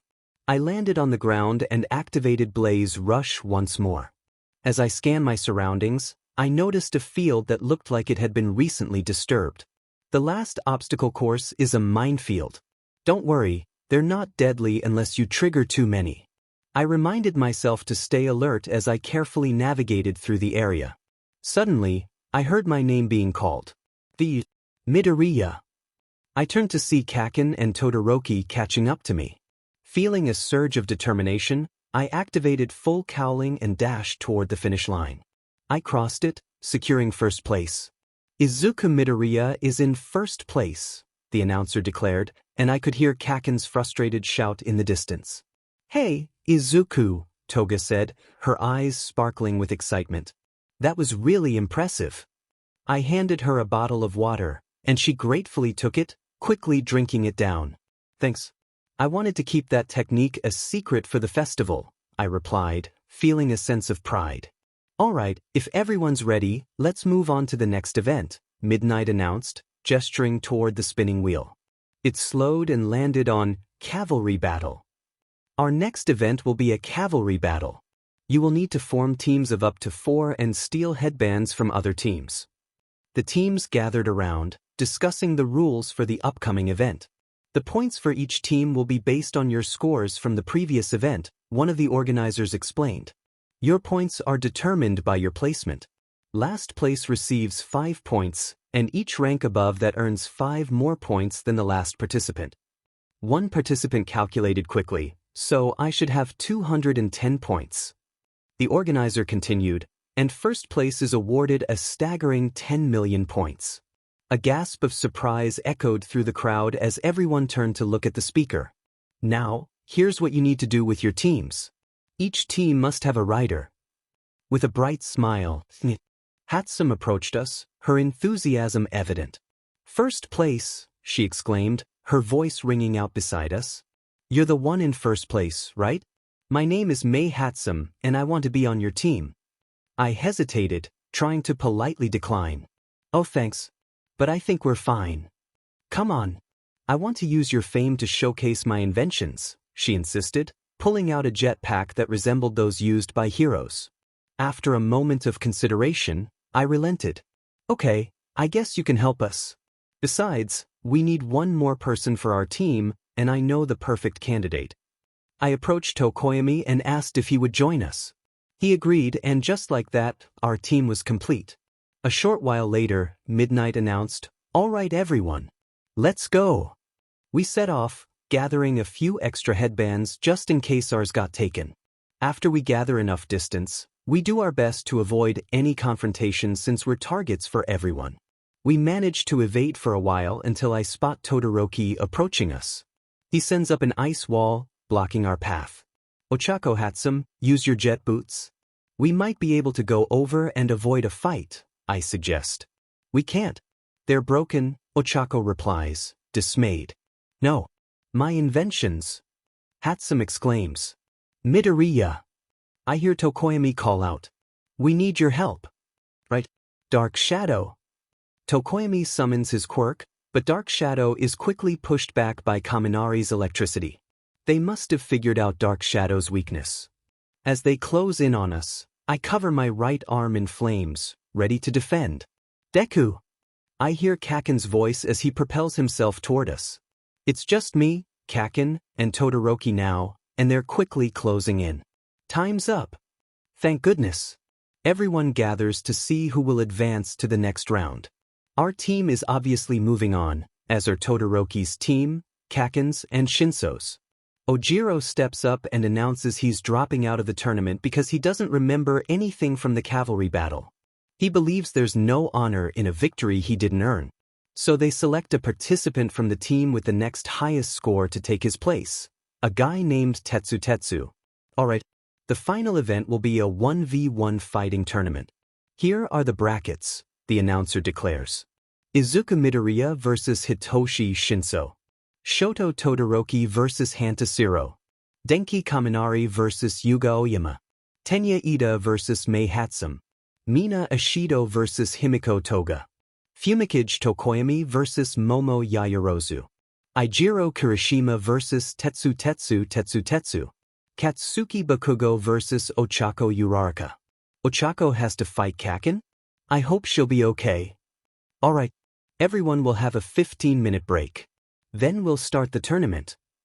Midoriya, can I talk to you? Todoroki asks. Sure, I reply, and we walk to a secluded area. What did you want to discuss? I ask.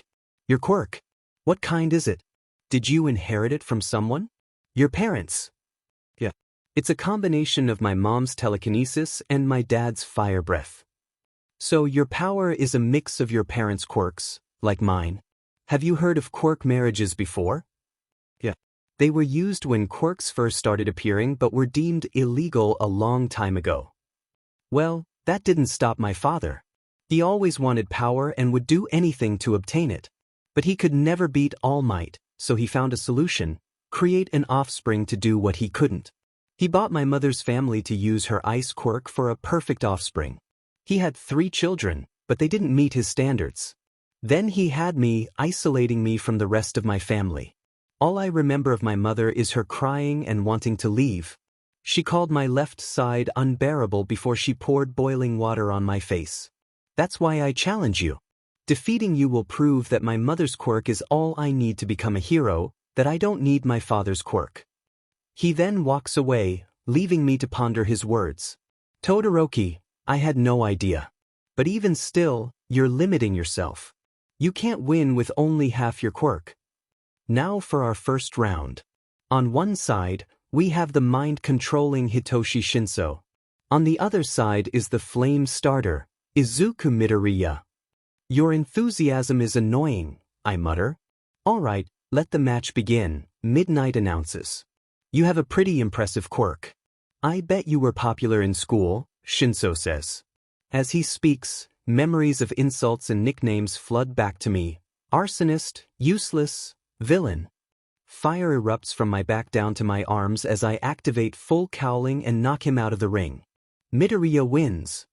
No, I wasn't praised. My quirk goes out of control when I get angry, and they saw me as someone who would become a villain.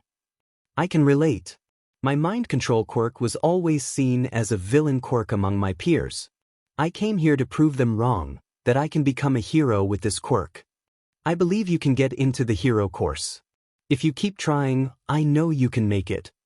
He smiles and starts walking away. Thank you, Midoriya. As I sit in the stands watching the other fights, I see Todoroki win by freezing Zero in a wall of ice.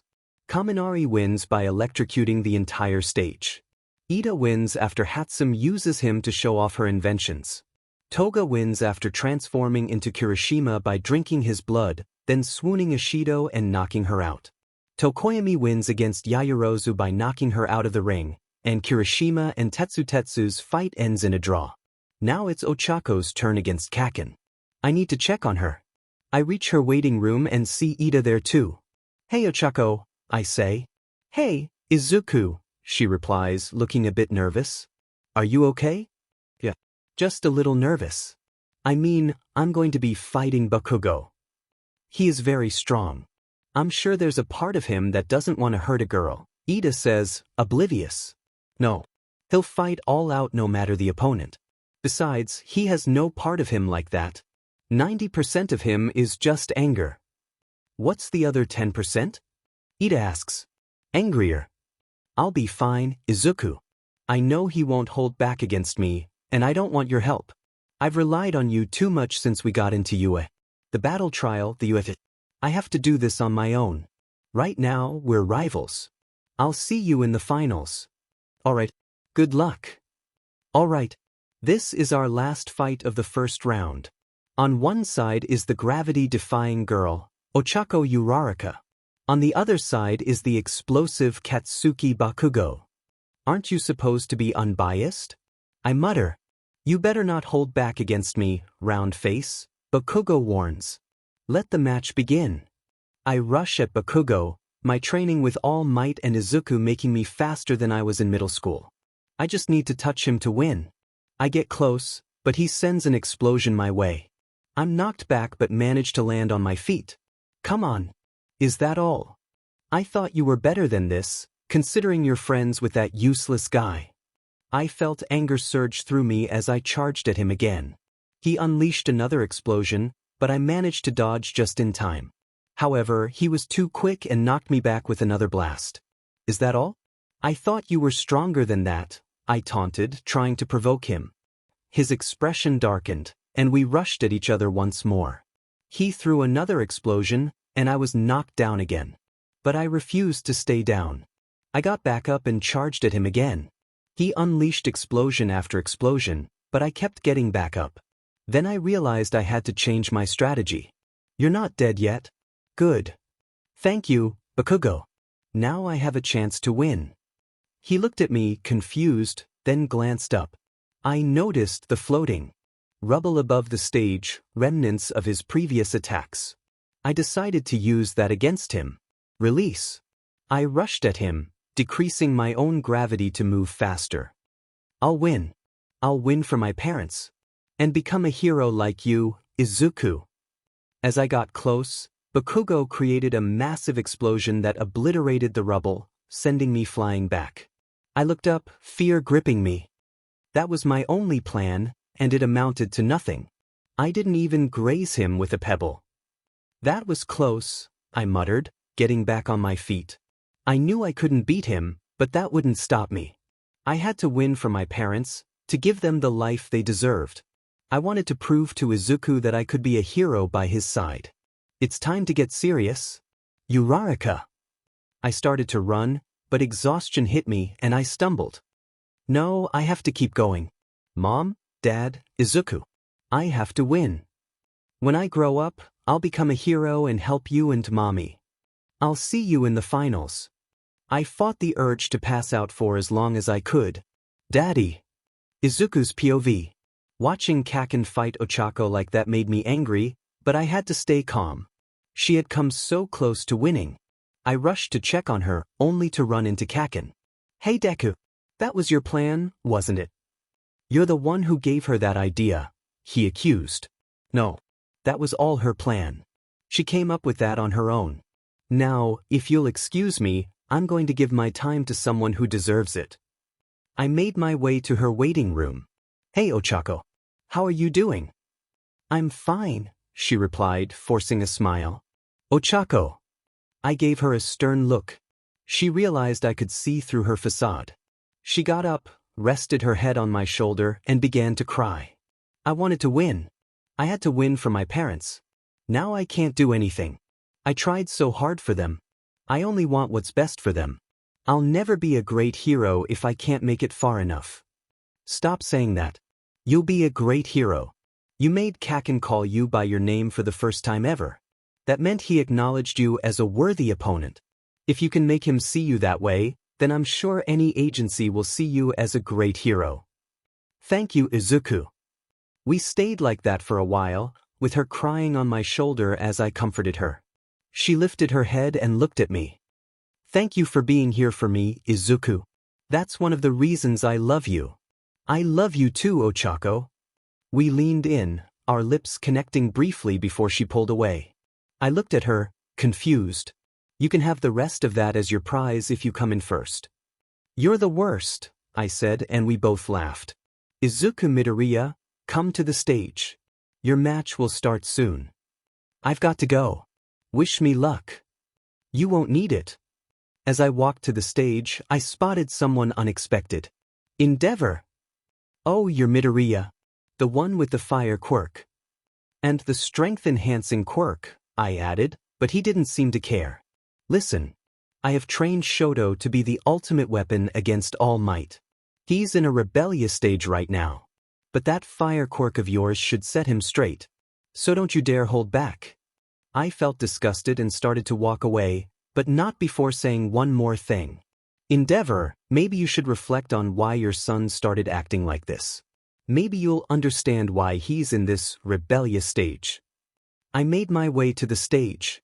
Welcome to the first round of the quarterfinals. On this side, we have the bringer of flames, Izuku Midoriya. On the other side, we have the god of fire and ice, Shoto Todoroki. Let the match begin. Todoroki launched a barrage of ice at me. I flicked my fingers, shattering the ice effortlessly. Why aren't you using your fire? He shouted, frustration evident in his voice. You think you deserve it if you don't use yours. You use your ice, I use my super strength. Did my old man put you up to this?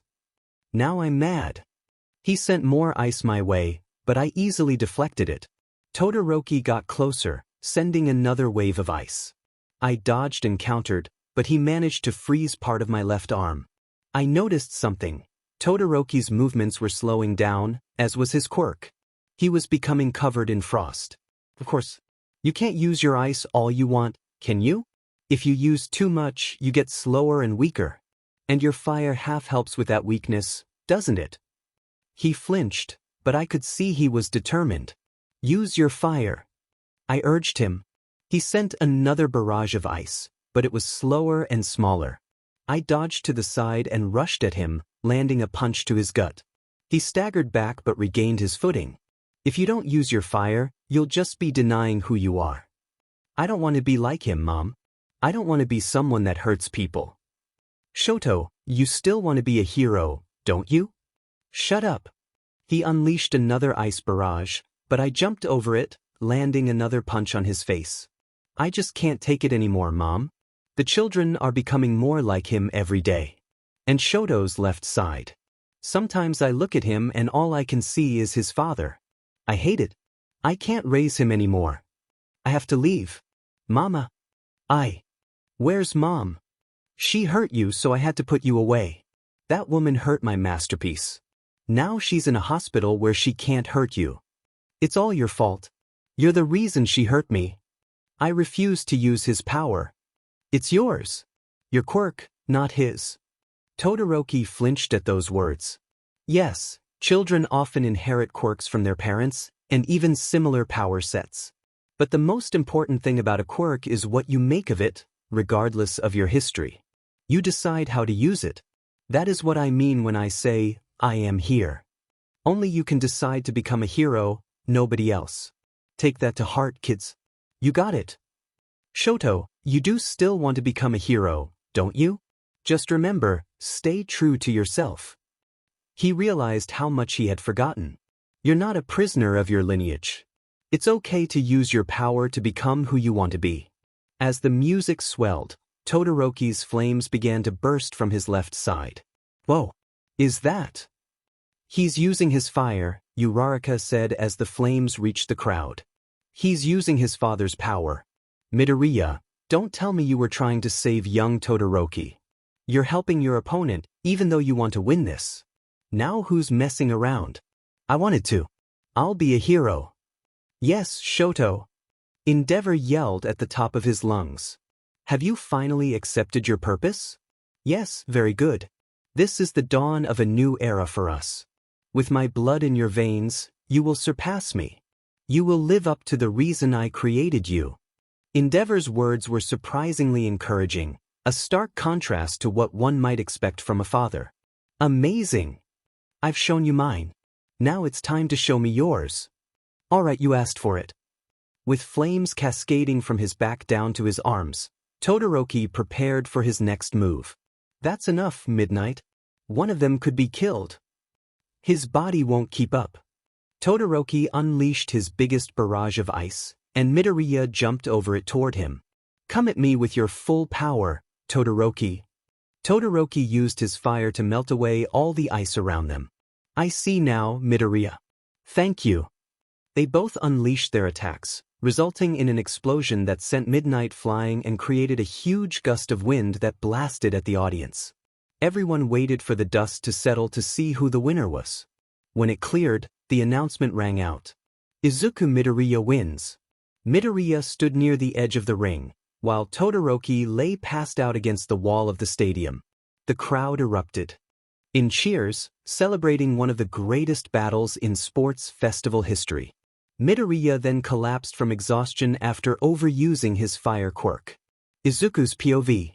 I woke up in Recovery Girl's office and noticed Todoroki was there too, but he was still passed out. To my left, I saw Ochako, who looked upset. Hey Ochako. What did you think of the fight? I asked, trying to avoid getting scolded by my girlfriend. She closed her eyes, inhaled, and then exhaled.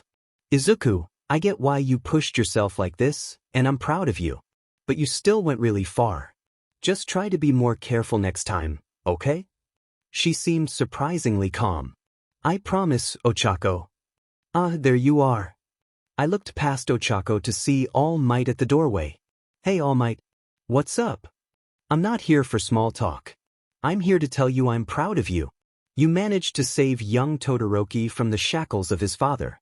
Though he'll still need help along the way to becoming a hero. First Ochako, now you?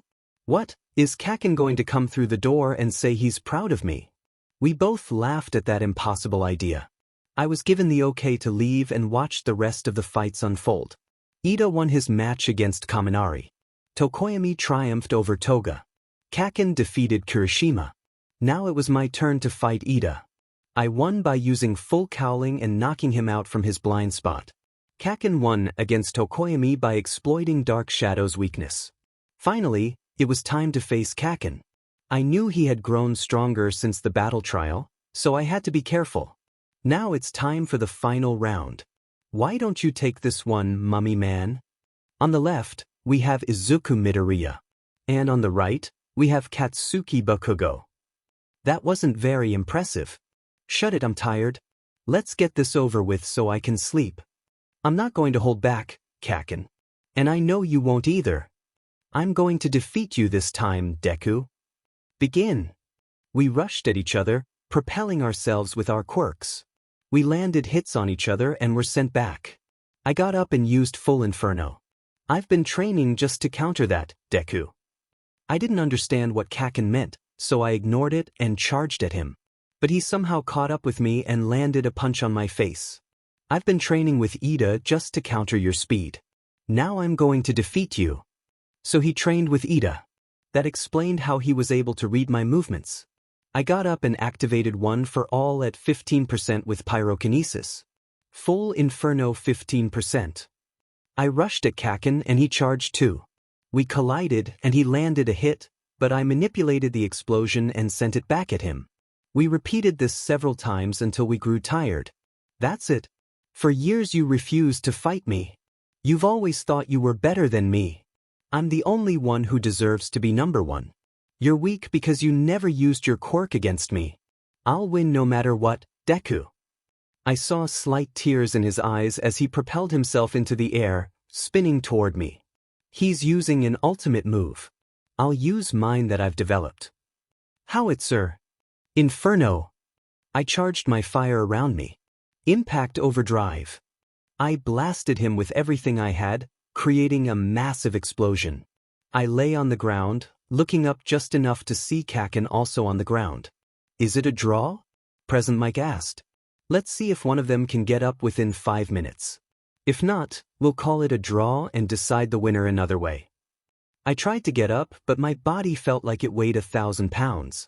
I saw Kaken start to move. No. I can't lose. I can't be weak. A hero can't be weak. So I can't either. Was that how he really felt? That if he was weak, he couldn't be a hero? Heroes never lose. So I won't either. He said as he passed out from exhaustion. Katsuki Bakugou is knocked out cold. If Midoriya gets up, he wins. I muster all the strength I have left to rise and raise my fist into the air in victory. Then, everything goes dark. When I wake up, I find myself in Recovery Girl's room. Ochako's actually going to kill me this time, I think to myself. You got that right, a voice replies, causing me to freeze. I turn to see a very angry Ochako sitting in a chair on the other side of the room. You look very pretty right now, I say, trying to soothe her anger. She stands up and approaches me, her expression still tense. I know what you're going to say. Izuku, why did you do that? You had me worried. You could have died. Can we skip to the part where you hit me? Without hesitation, she brings her fist down on my head. Ow. You did make me worried. Izuku, I know Bakugou wouldn't go easy, but you could have been more careful. But I also know you had to fight him all out. And despite getting hurt, it was still a great fight. Thanks. I should get up. The awards ceremony should be any minute now. It'll be 5 minutes. We can just stay here. We cuddle up in the nurse's office until the finalists are called. I step onto a platform and rise into the stadium. To my left, I see Kaken standing motionless, staring at the ground, not even looking at anyone. Here to present the medals is the one, the only. All Might. I am here to present these medals. Good job, young Tokoyami. Keep working hard, and you'll be a great hero in no time. Thank you, sir. I appreciate your words of encouragement. Young Bakugou, you showed great strength throughout the festival. And there's nothing wrong with second place. Whatever, he replies, devoid of any rage. Young Midoriya, you've done very well. Congratulations on your victory. Thank you, All Might. The sports festival is now concluded. Every student here has done very well. Now remember to always go beyond. Plus ultra, everyone in the stadium shouts. Later, back at the dorms, Kirishima slumps on the couch. Man, that was awesome. But I'm completely worn out. I hear you. That took a lot out of me, Ashido says as she sits on his lap. You mean how you got exhausted from Toga tricking you into thinking she was me? Kirishima teases. Ashido blushes. It's not my fault. She copied your charm and suaveness. It's okay. I still love you regardless. I smile at their lovely antics, which remind me of my own moments with Ochako. I glance over to see Kaken sitting alone, staring at the table. Toga seems to be looking at him with concern. How many offers do you think we got? One of the students asks. I bet Midoribro got the most. He was so manly, another replies. I bet Bakugou got a lot too. And even though he didn't make it to the semifinals, I bet Todoroki got a lot too, someone adds. We'll see in a few days when we go back to class. But right now we need to rest. We had a long day, so resting now will make us feel much better, Ida instructs. We all agree and head to our dorm rooms. As I lay in bed, I think about what Kaken said before he passed out. Heroes never lose. So Ida won't either. Is that how he's felt all these years? That heroes can't be weak and should always win? I thought he just liked winning.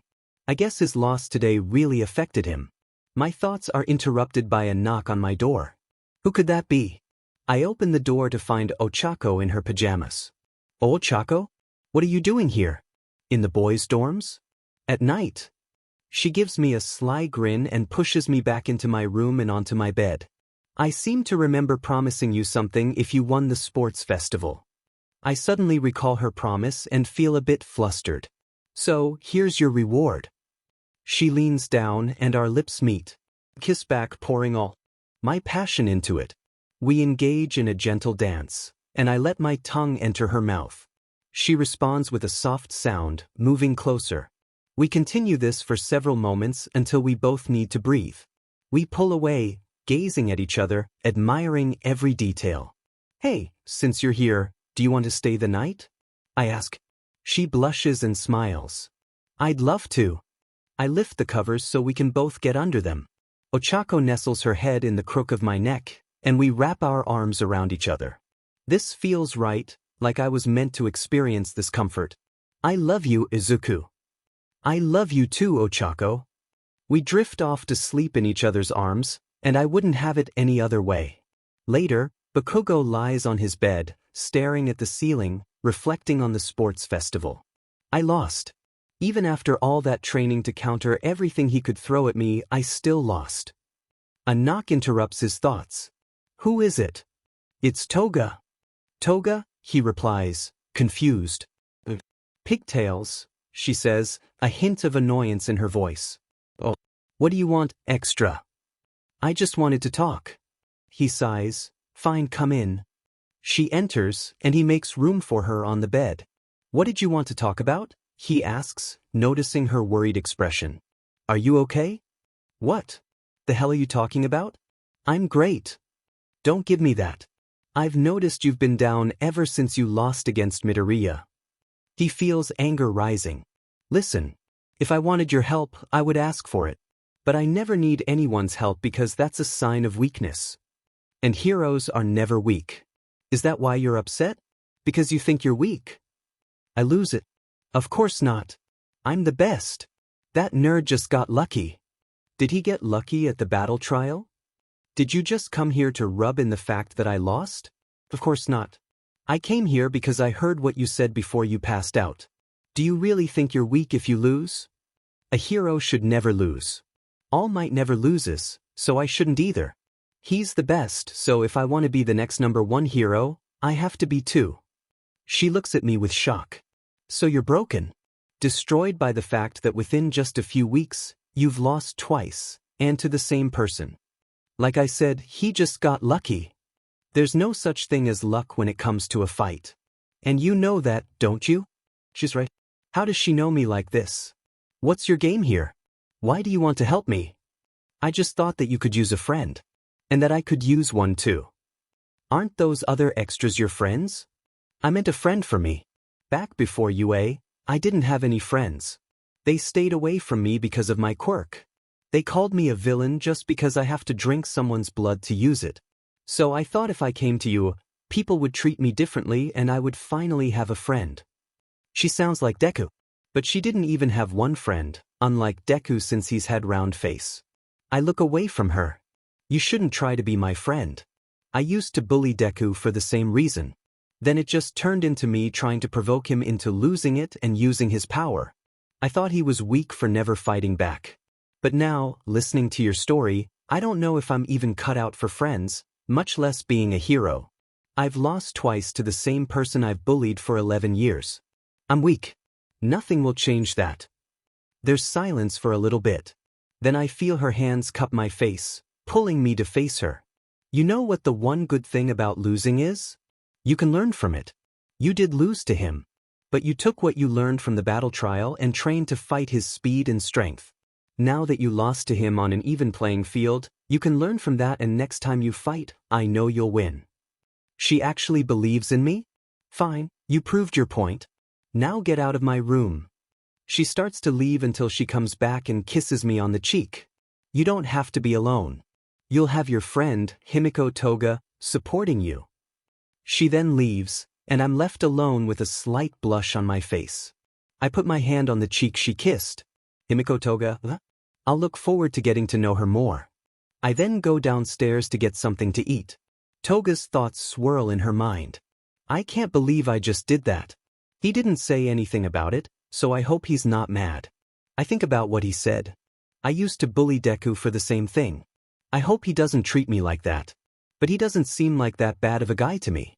I'm looking forward to getting to know you more, Katsuki Bakugou. Todoroki lies on his bed, reflecting on the events from the sports festival. How did he do it?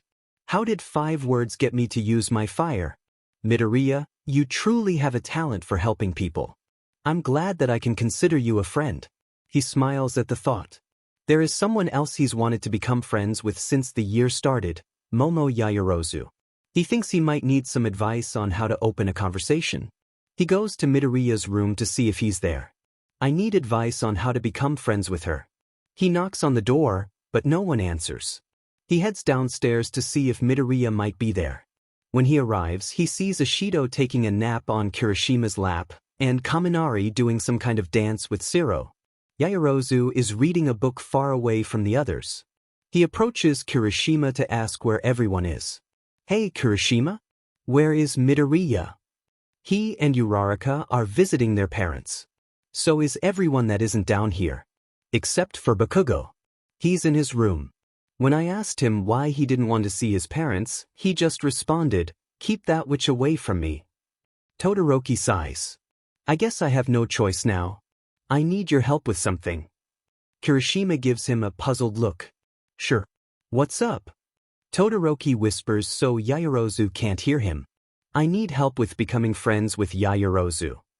Suddenly, Ishido pops up as if she wasn't even sleeping at all.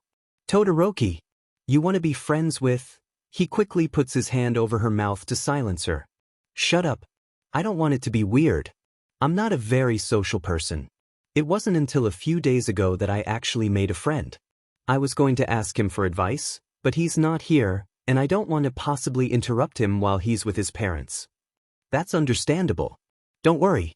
We're here to help you, Mina says, pointing at herself with her thumb. Yeah. And we'll help too, Kaminari adds, with Shiro behind him. Todoroki thinks, oh dear God, no. Listen. I know we're not very smart, but we're also some of the most social people in this class. By the end of this day, you will have a new friend, Prince Zuko, Shiro says confidently. Todoroki thinks, I've made a terrible mistake. Listen. What you want to do is be manly. Go up to her and show off your manliness. My manliness, huh? I think I get it. He approaches Yaoyorozu to get her attention. Oh hey Todoroki. What do you need?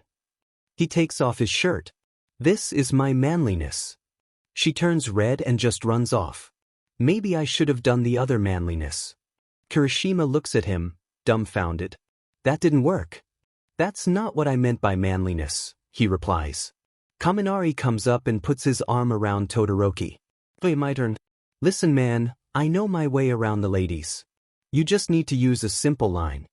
That's how I got my last date. What's the line? Yaoyorozu's perspective. What just happened? Why did he take his shirt off? Yaoyorozu. I hear a quiet voice from behind me. I turn to see Todoroki standing. Sorry about before. Kirishima just gave me bad advice. It's okay. I'm guessing he didn't explain how to. Whatever you were trying to do. Yeah, he didn't. But I've got a question. Sure, what is it? He leans against the wall, 1 foot behind him, and tilts slightly. Do you like jazz? What? I decide not to ask and just walk away. Todoroki's perspective. That didn't work. I knew I shouldn't have trusted Kaminari. Shiro's advice better be better. So how did it go, stud? Kaminari asks with an eyebrow raised. You're an idiot. Shiro, what do you have? Oh, I was going with the same thing Kaminari gave you. Sorry. I turn and don't even respond. Ashido. Take her on a picnic. Make it romantic and go on top of a hill and confess your feelings. What are you talking about, feelings, for? Weren't you asking us for advice on how to ask her out? No. Of course not. I wanted advice on how to become friends with her. I don't even feel that way about her. They looked at me with blank expressions. Never mind. You four are clueless. I walk away, trying to shake off the headache from being around them. As I walk back to my dorm, I see Bakugou. Hey, Icy Hot. I recognize that face. It's the face I make every day when I'm around idiots. What happened? I asked Ashido, Kirishima, Shiro, and Kaminari for help on how to be friends with Yaoyorozu. Apparently, they thought I was asking for advice on how to ask her out. Now I have a headache. Wait, you asked a shipper with no life, someone whose hair makes up 1/3 of their brain, a total dumbass, and Phil Swift for advice on being friends with someone high class. That's about right. He puts his head in his hand. Oh my God. Just talk to her. Nothing fancy. Just knock on her door, apologize for everything that happened, and explain. Then just talk, and you'll have a new friend. Now I've got to go punish 4 people for being stupid. He finishes and walks away. Did Bakugou just give me good advice on making a friend? I guess this world can still surprise me. I do as he says and go to Yaoyorozu's dorm. I knock on the door, and she opens it. Oh, Todoroki. What is it now? She says nervously, probably expecting something strange. Don't worry, I'm not going to do anything weird. I was asking the 4 downstairs for advice on how to become friends with you. But they thought I meant I wanted to ask you out. Her face turns red. Ah, really? Yeah. But Bakugou gave me actual advice and said I need to just talk to you. So I decided to do that. Do you want to talk? She opens the door wider and invites me in. Sure. I wanted to be your friend too. I smile slightly and go inside. The rest of the day we just talk. I look at the clock and it's getting late. It's getting late. See you tomorrow? She smiles and nods. Sure. I leave, thinking back to what Ashido was saying. Feelings? I don't even know how that works. 19. I go back to my dorm and sleep.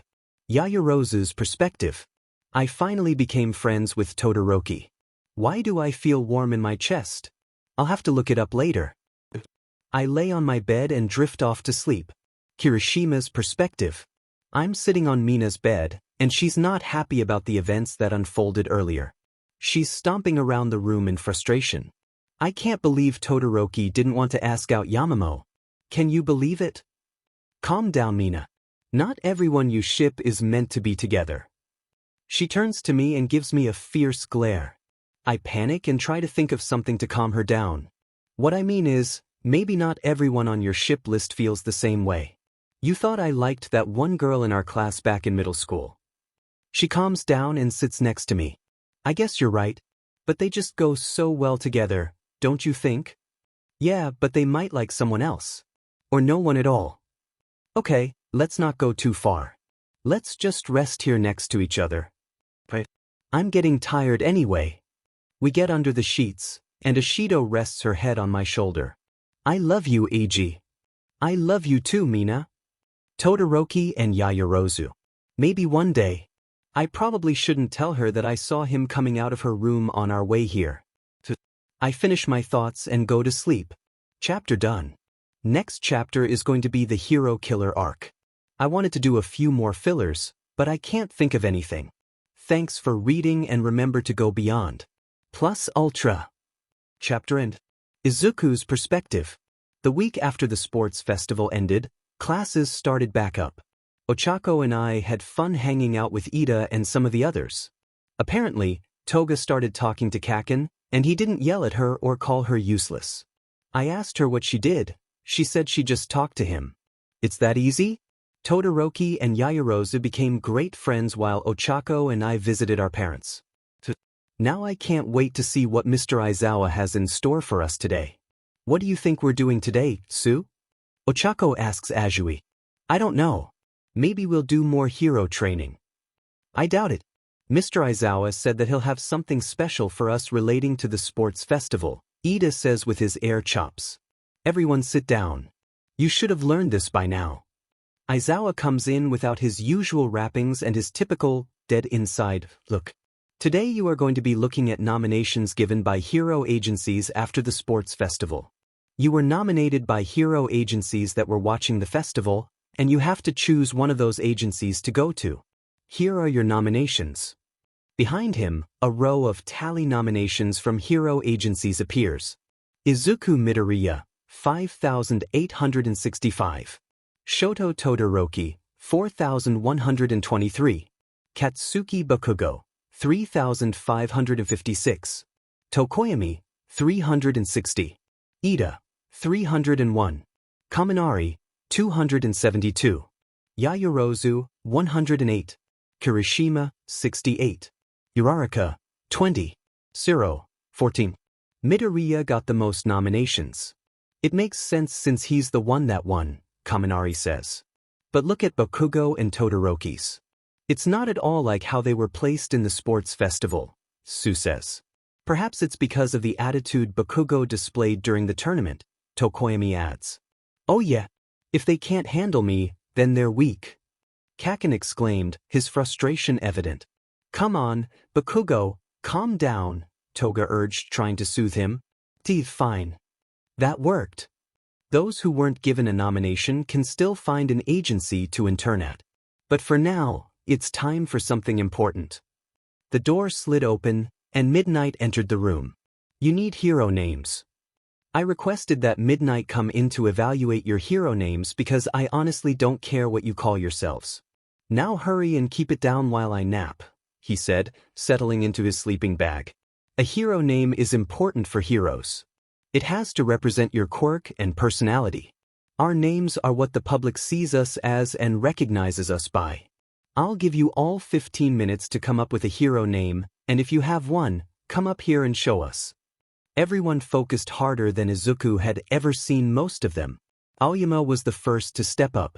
I have the perfect name for a hero, the shining hero. I cannot stop twinkling. Seriously? It's a little long. A hero name should be short and simple. So take out the "e" and shorten cannot to can't. Izuku reminisced about when he and Ochako used to create their names as kids. Flashback, 10 years ago. Ochako and Izuku sat on his bed, discussing hero stuff. What do you want your hero name to be, Aizu? Ochako asked, her smile wide. What about All Might Jr.? She burst into laughter, rolling off the bed. What's so funny? He asked, feeling a bit hurt. You can't name yourself after All Might. You should come up with a name that's your own. I was thinking Uravity. That's a great name, Oka. Thank you. They spent the rest of the day in his room before she left. Back to the present. Izuku. He jumped slightly. What is it, Ochako? You kinda spaced out there. Did you come up with a hero name yet? He scratched his neck nervously. No, not yet. Are you going to use the name you had in first grade? Yep. I went up there a few seconds ago before I got you out of your trance. I can't think of a name I like that feels unique to me. She looked away for a moment, deep in thought. Then her face lit up as she met his gaze. I got it. I know what you're going to say, but what about Deku? Deku? Why would I use that? You know I hate that nickname.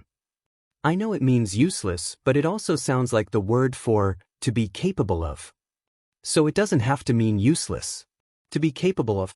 I guess Deku can be whatever I make it to be. Toga stepped up next. This is my hero name, Vampire Queen. Very good. Now only Midoriya's left to show us his name. Izuku wrote his hero name on the board and stepped forward. Are you sure, Midoriya? Yeah. You can change it if you want to. No. I used to hate this nickname. I was called this because I wouldn't use my quirk to defend myself. But someone important to me said it can mean something else. Something that means, I can do it. So that's my name. I am the endurance hero, Deku. He glanced over at Ochako, who had a giant smile on her face. Well, that wraps everything up. I'll put these names in your student forms, and you'll be set. Class dismissed, Midnight announced before walking out. Hey Ochako.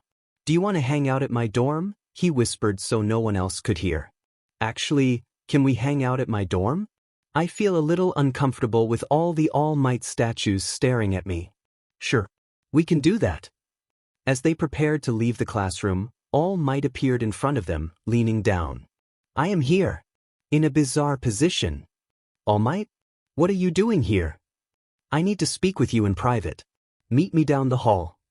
Okay, Izuku agreed and All Might walked away. Wow. All Might wants to talk to you. You must have really impressed him. That's so manly, Kirishima commented. Thanks, Kirishima. I'll be back in a little bit.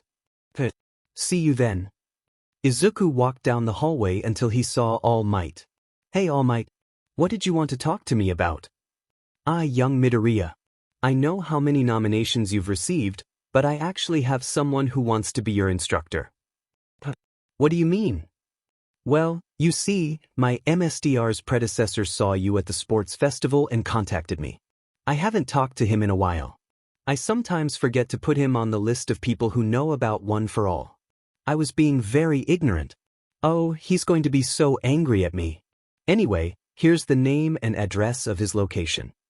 Izuku noticed All Might was shaking. Just how scary is this guy? Thank you. I can't wait to meet him, he said, taking the piece of paper shakily. He returned to the front where Ochako was waiting. Hey Ochako. Izuku. She rushed over and hugged him. What did All Might need to talk to you about? He gave me an offer from an old friend of his who knows about One for All. And All Might seemed pretty scared just talking about him. So I'm looking forward to it, he said nervously. That's not great. Anyways, let's go. Wait, I almost forgot. Where's Ida? He didn't want to wait here. He just went straight to the dorm instead of going with us. Izuku thought he understood what this was about but didn't want to worry her. Well then we can walk to the dorms holding hands without anyone finding out about us. I'd love to, she said, her smile brightening. They headed back to the dorm and hung out in her room.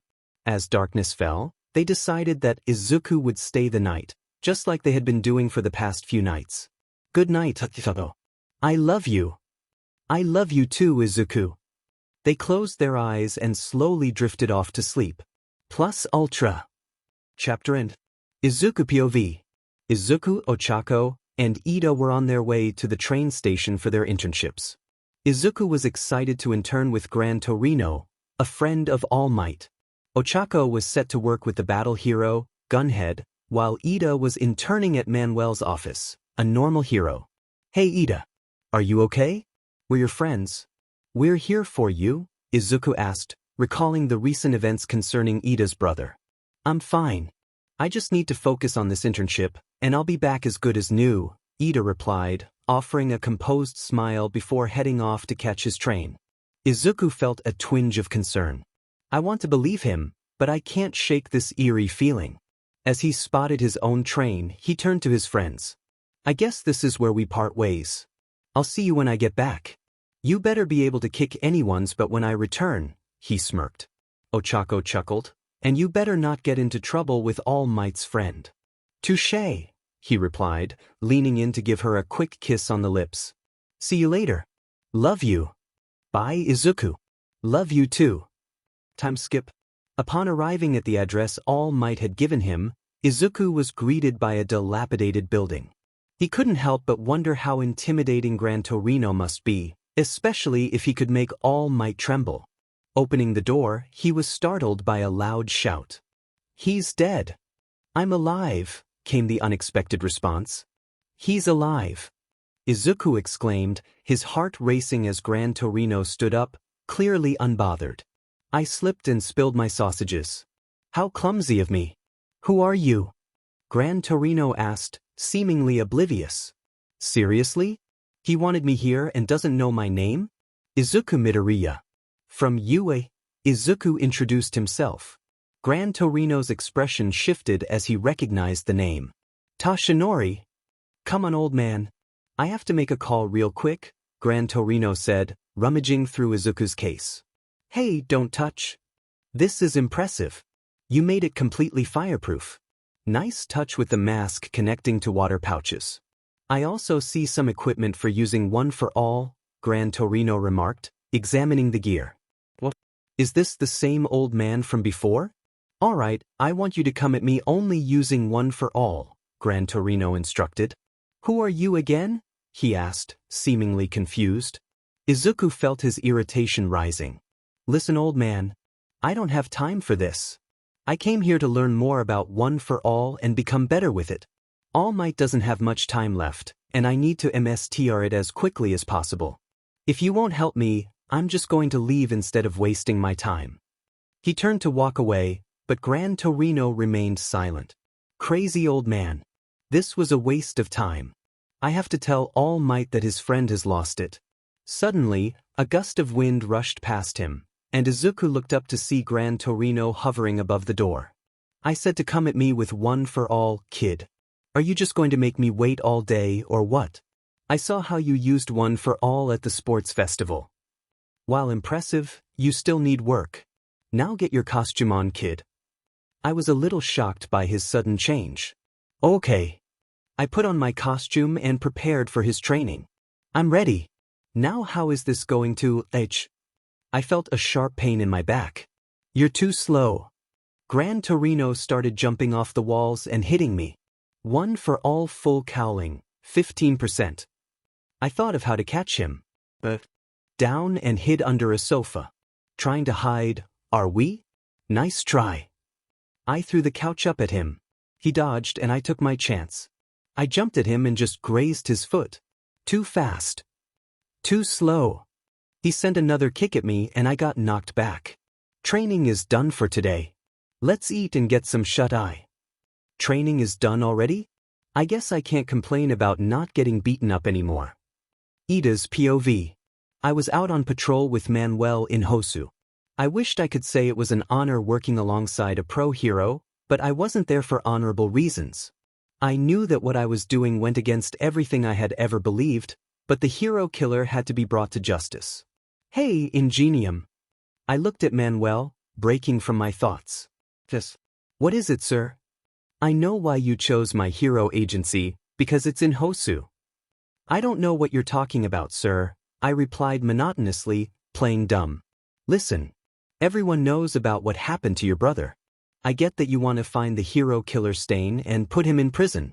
But that's something for the pros. Do you understand? I nodded. I understand. Besides, I'm too inexperienced to do so. Good. Now let's get this patrol over with so we can get something to eat. I had never planned to bring the hero killer to justice in the first place because of his acts against heroes and my brother. I was going to kill Stain. Time skip Izuku's POV. Come on, kid. Let's get a move in. Okay, I'm coming. Where are we going anyway? I asked, trying to get into my costume. We're going to a big city to go on patrol. There isn't a lot of action in a small place like this, so we'll pass by Hosu on our way. Hosu? That's where Ida is. I hope he's okay.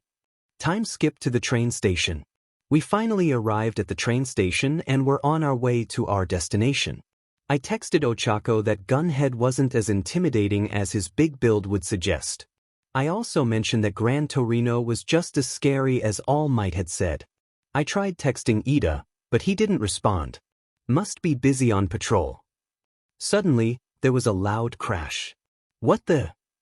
I looked behind me and saw a Nomu. Stay here. I've got this. Grand Torino told me, launching himself at the Nomu. Grand Torino. I glanced at Hosu and saw the corners of the city were on fire. Ida. I jumped off the train to search for Ida. The hero killer has been said to be in Hosu. If I'm right about why Ida came here, I have to save him. Ida's POV. I saw explosions occurring in the city. Manuel and I headed toward the explosions, but then I noticed an alleyway. I know it's a stretch, but I went down the alley to see if Stain was there, and it seemed my instincts were correct. I spotted him. I rushed at him, but he swiped at me, knocking me back. A child in a suit. Or you better get out of here. This is no place for a child. You're the hero killer, Stain. I've been looking for you. I didn't think I'd find you so soon. I am. He cut me off by putting his sword in front of me. Your eyes are filled with anger and hatred. They seek vengeance. You better choose your next words wisely, or your age won't be enough to save you. My anger only grew as I stood up to face him. Listen here, criminal. I am the younger brother of a hero you've trampled on. He was a great hero, and I've come to stop you on my brother's behalf. So remember my name for whatever short time you have left. I am Ingenium, and I will be the one to take you down. He looked me in the eyes. Is that so? Then I guess you're ready to have such a resolve. I sent a kick at him, but he dodged by jumping into the air. He then slammed me onto the ground with his feet. Ingenium. I remember that name now. I left him alive to spread the word of my actions. But you're both weak. Nothing but fake heroes. He stabbed my arm with his sword. I clenched my teeth to keep myself from screaming. Shut up, criminal. Because of the damage you did to his spinal cord, he'll be crippled for the rest of his life. He was a great hero. He saved so many people. He's a great hero who inspired my dreams. I'll kill you for what you did. Shouldn't you save that hero first? I looked past Stain to see a hero incapacitated against a wall. Did you forget that he was here? Or did you even notice him at all? Stop thinking about yourself and think about helping others. You were going to use your power for a personal vendetta. You chose to trap yourself in hatred and act out of your own self-interest. You're about the furthest thing from a hero. That's why you must die, he declared, drawing his sword. I attempted to rise, but my body wouldn't cooperate. I do what I must for a better and just society. This is your sacrifice towards that world. Shut up. It doesn't matter what you say. You're just a criminal who hurt my brother. Stain was about to finish me off when suddenly, Izuku's POV. I raced toward Hosu using Blaze Rush, focusing on where Stain might be hiding. He typically struck in alleyways, and I just needed to find the right one. As I leaped across the rooftops, I finally spotted something. Smash! I shouted, delivering a punch that sent the hero killer staggering back. Midoriya! I glanced down to see Ida on the ground. Ida, what are you doing here? I yelled. Get out of here. This has nothing to do with you. Like hell it doesn't. You can't just do something reckless like this and expect it to be easy. Get up so we can fight him together. I can't. He sliced me and now I'm immobilized. So, his quirk involves stabbing people. Another child. Leave now while I'm in the mood to let you go or else. Get out of here. He only wants me. Leave. I took a fighting stance. I'm not going anywhere. Why should I leave you here to die? Helping people, even when they don't ask for it, is the true essence of a hero. You get it? Stain smiled at me. I charged at him with full inferno, throwing a right hook, but he barely dodged. He swiped at me with his sword and I backflipped over it, then sent another punch his way. I got him. I tried to stand, but I couldn't move. A glance at my sleeve revealed a small graze. He just needs a small amount of blood for it to work? Every word you spoke was true. You embody the true vision of a hero. That's why I will leave you alive, unlike these fakes. Their lives must be taken for a better world. Ida, no. Just then, a wave of fire shot toward Stain. I looked up to see. Todoroki. You should have been more specific with your message, Midoriya. I was late. Another? Today seems to be my lucky day. Todoroki unleashed a barrage of ice attacks, but Stain easily evaded them. He threw knives at Todoroki, grazing him. Todoroki! I felt a surge of energy and could move again. I activated full inferno and charged at Stain, sending flames his way while Todoroki countered with ice. Stain evaded our attacks and charged at me. I jumped back to defend myself. Please stop. I can't watch this, Ida said, tears in his eyes. I need to keep my distance. I also need to use full cowling at a higher percentage. Full cowling, 18%. I rushed past Stain, knocking him back, but he quickly regained his footing. Get out of here. This has nothing to do with you too. I inherited my brother's name, so it's my responsibility to. Todoroki interrupted. So you're Ingenium now? The Ingenium I knew never had that look on his face. If you really want to finish this, then get up and be the hero you want to be. Todoroki sent ice at Stain, but he shattered it effortlessly. Stain charged at me, and I couldn't react quickly enough. Just as he was about to slash me. Recipro burst. Ida came in, kicking Stain away. I will not just sit by and let you hurt my friends. Nice try. People don't change just like that. You're a fake prioritizing your own selfish desires. A part of the cancer system of heroes. I will be the one to cure it. Ida, don't listen to this fundamentalist lunatic. Todoroki urged. No, he's right. I have no right to call myself a hero. But I will not break. If I do, then Ingenium is dead. Hopeless. Stain charged at them again. I rushed in, using a torrent of fire to try and trap him. It started to work, but he barreled through it. How much pain is he going to endure? Todoroki, I need you to freeze my legs without blocking the exhaust. I needed to distract him. Stain, I'm not done yet. Full inferno. I will leave you alive, but I will not let you interfere. I leaped at him from the air. Recipro. Extend. Ida charged from the ground. I landed a punch to Stain's face while Ida kicked him to the side. Todoroki caught him with ice. I rushed to check on Ida. He's passed out. We need to restrain him. Go find some rope. We tied Stain up and took Native with us.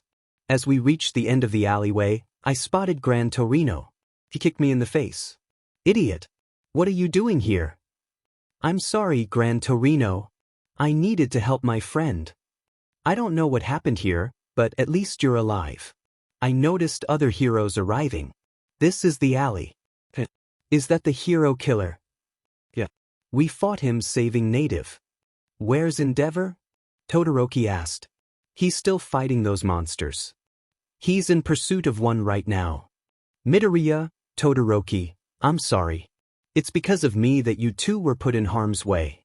I lost sight of what was important. I tried to console him. Ida. Suddenly, I was grabbed by a flying Nomo. Midoriya. I attempted to use my fire, but I was too exhausted. Suddenly, the Nomu fell to the ground, releasing me. Stain stabbed the Nomu in its exposed brain. Both this shame-filled society and the criminals who wield their power in the name of petty mischief are all targets of my purge. All for the sake of a better society. What's happening here? I saw Endeavor enter the area. Is that the hero killer? Hero killer. Wait, Todoroki. Stain finally stood up as his mask fell off. You false heroes. Everyone froze in fear. I will make things right. These streets shall spill with the blood of the hypocrites. I will reclaim that word. Come on. Just try and stop me, you fakes. There is only one man I will let kill me. He is a true hero. All might is worthy. Then he just stopped. It was over. Izuku's POV. After the encounter with the hero killer, Todoroki Ida and I were reprimanded for fighting him without provisional licenses. We were allowed to finish our internships, but we were warned that if we ever did something like this again without a license, we would face serious consequences. Back at UA, I was greeted by my supportive girlfriend. "Hey Izuku," she smiled brightly. "Hey Ochako. How was your internship at Gunhead?" She stepped back, a menacing aura surrounding her. I'd say it was very enlightening. I chuckled nervously, feeling the weight of the day's events. "What training did she do?" Izuku asked. "How about we get to class?" Ochako suggested. "All right." They arrived at class and waited for Aizawa to explain the day's activities. Aizawa entered, dragging his sleeping bag behind him, and prepared for the lesson. "All right everyone, it's time for your final exams of the semester. There will be a written portion in 2 parts, followed by a practical portion. This will test how far you've come since your first day here. Those who pass will be taken to a training camp where you'll train with 1B to strengthen your quirks. But those who don't pass, there will be consequences. So study hard and train harder." The rest of the day passed quickly, much like any other. "Hey, Izuku. Can you help me study for the exams?" "I need help with math," Ochako asked as they walked back to the dorms. "Sure. And let's save the other stuff for after studying." She blushed slightly. "But I really need help with math." "Of course I'll help." As they entered the dorms, they spotted Kaken tutoring Kirishima and Toga. "It's not that hard, shitty hair. Square root this number and use it to find x, and that equals y. Come on, Bakugou. I'm doing the best I can." "Well, your best isn't good enough. SCK it up, Kirishima." "I'm having trouble too, but I'm still figuring it out," Toga chimed in. "See? At least Toga here can figure things out without me giving her help on each step." Izuku thought to himself, Kaken actually called someone by their name. That's new. Let's just get to my room without alerting them. I hear wild Kaken's attack when agitated. She giggled. "I've heard that too. Let's go." They made their way to Izuku's room and spent the next 3 hours studying. "Yonai can't study anymore. I'm tired." Izuku closed the math book and gathered their notes. "How about we get some sleep?" "Okay," she replied, stretching her arms above her head. "What's that for?" "Carry me." He smiled at her. "This girl." He picked her up and placed her on the bed. Good thing she left an extra pair of pajamas in here. He climbed into bed beside her and cuddled. "Good night, Aizu." "Good night, Ochako." 2 days later, the written portion of the exam was straightforward, split into 2 easy parts. Now it was time for the practical exam. They had heard from Kendo of 1B that they would be fighting robots like in the entrance exams, so it shouldn't be a problem. When they arrived at the designated area for the practical exam, the teachers were waiting for them. "You finally made it. Now it's time for your exam," Aizawa announced. "Wait, what's going on? I thought we were fighting robots," Ida questioned. "Well, you see." A voice emerged from Aizawa's scarf, and Principal Nizu appeared. "That was a misdirection. Your actual opponents for this exam will be your teachers. Here's how this exam will work. 2 students will fight 1 teacher. The teachers will act as villains, and you will be heroes. These fights are designed to challenge you. Your opponents and partners were assigned ahead of time. For example, Yaoyorozu and Todoroki, your opponent will be me," Aizawa said with a grin. "This is also based on how well you can perform together. So Midoriya, you will be paired with Bakugou. Kaken. And your opponent will be me," All Might declared as he landed from above. "No way. We have to fight All Might. And to give you all a fighting chance, we will be using these special cuffs made by support corps student, Mei Hatsum. They add half our body weight to us, slowing us down and making it easier for you to pass," Midnight explained. "You think we need a crutch? There are 2 ways to pass the exam. Capture the villain or escape through a gate on the other side of the arena. You have 30 minutes to complete the task, or you'll fail. You'll also fail if your opponent can prevent you from passing. Here are the listings of the fights. Cementos vs Kirishima and Sato. Ectoplasm vs Tokoyami and Azui. Power Loader vs Ida and Ojiro. Eraser Head vs Todoroki and Yaoyorozu. 13 vs Uraraka and Aoyama. Nizu vs Ishido and Kaminari. Present Mike vs Jiro and Koda. Snipe vs Shoji and Hagakure. Midnight vs Siro and Toga. All Might vs Midoriya and Bakugou. This is the order of the fights. Fight will go one at a time, allowing you to form strategies with your partner. Kirishima, Sato, you two will have 5 minutes to come up with a strategy. Right. Let's go, man. Right. They walked off to devise a plan against Cementos. You also can't help other teams. If you do, it will be considered cheating, Aizawa added as he walked away. Hey, Kaken, do you want to talk strategies? Go away, he replied, walking off. That could have gone better. Time skip. The fights progressed quickly. So far, most of Izuku's classmates had won their matches, except for Kirishima and Sato, and Kaminari and Ishido. Ochako managed to win by skillfully maneuvering around 13, giving Aoyama the chance to blast her. Izuku was now waiting for Toga and Siro to finish their fight, where Toga cleverly used Siro's blood to trick Midnight and restrain her. Now it was time for Izuku and Kaken's fight. As they reached the front gate of the fake city, Izuku saw Kaken already there. Midoriya and Bakugou, your test is starting now. They entered the fake city, preparing for All Might. Kaken, we have to be careful. We may be strong, but even together we can't beat All Might. I don't care. Stay out of my way. Kaken continued walking, not looking back. Kaken, listen. All Might is too strong for us to fight, so let's just... Izuku started, but Kaken interrupted him with a swift backhand that knocked him to the ground. Not another word. Kaken glared at him with pure anger. Kaken, listen, Izuku tried again, but was cut off by a powerful gust of wind and debris flying toward them. He opened his eyes to see All Might approaching. Who really cares if I destroy this city? Why does he sound so intimidating? I'm a villain now, heroes. So you better not hold back. Third-person POV. You're mine, All Might. Bakugou shouted as he charged at All Might, but the hero grabbed his face and slammed him into the ground. Let go of me, a minute. Bakugou protested. Let go of him. Midoriya yelled, unleashing a torrent of energy toward All Might. I hope I at least scratched him.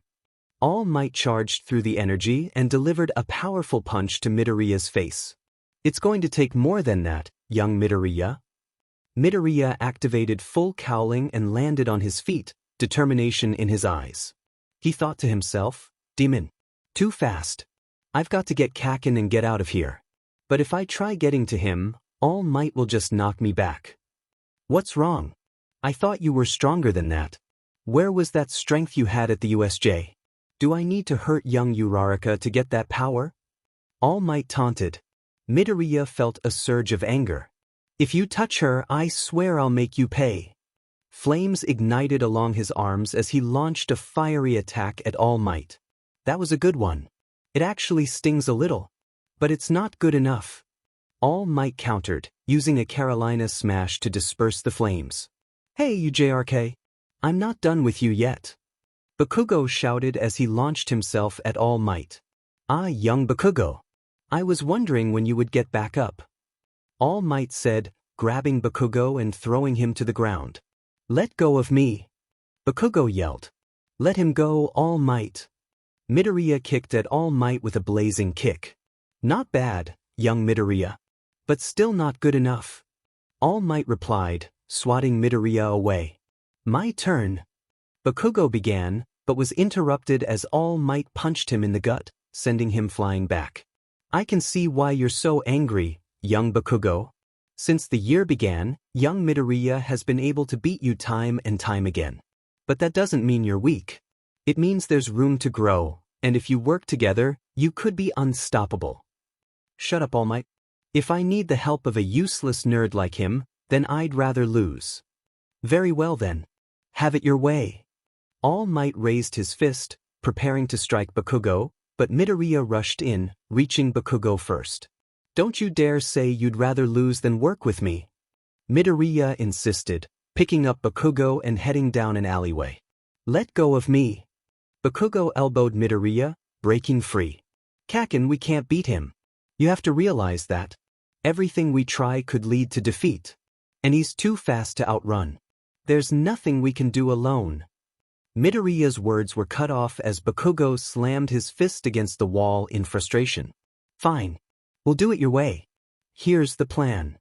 Meanwhile, All Might wondered where they had gone. If they keep this up, time will run out. "All Might," a voice called from behind him. He turned to see Bakugou. "Ah, young Bakugou. You've come back to fight me. Where's young Midoriya? Is he making his way to the gate?" "No. I'm right behind you." All Might turned around to see Midoriya wearing one of Bakugou's gauntlets. He pulled the pin, and a giant explosion erupted, knocking All Might off his feet. "Oh, this thing has a pretty strong kickback," Midoriya shouted. "Stop talking and get to the gate now."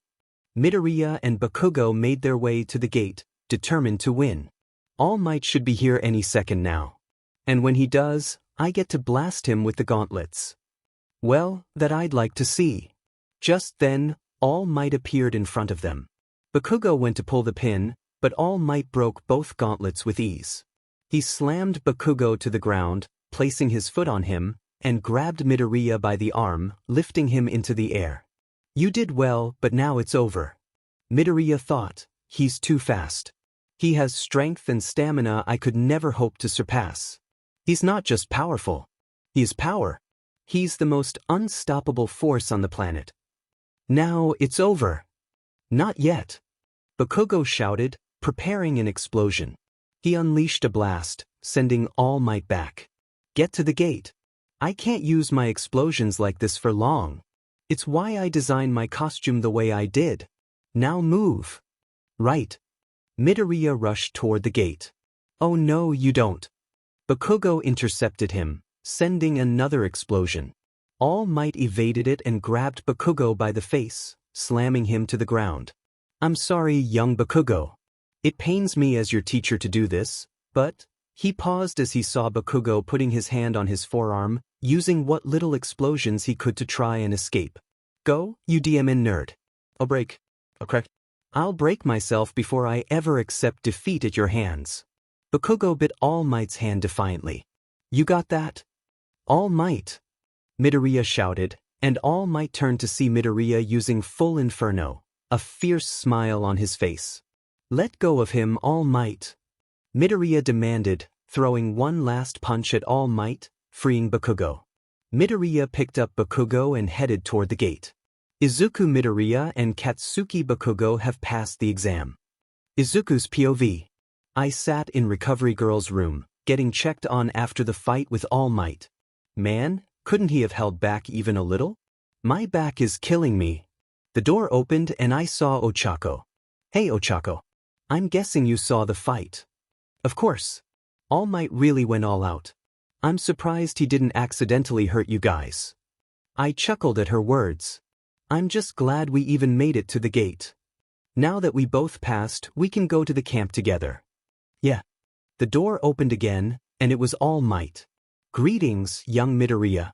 Sorry I couldn't hold back, but you still managed to pass. Congratulations." "Thanks, All Might. Time skipped to the dorms." "Wow. We don't get to go to the training camp.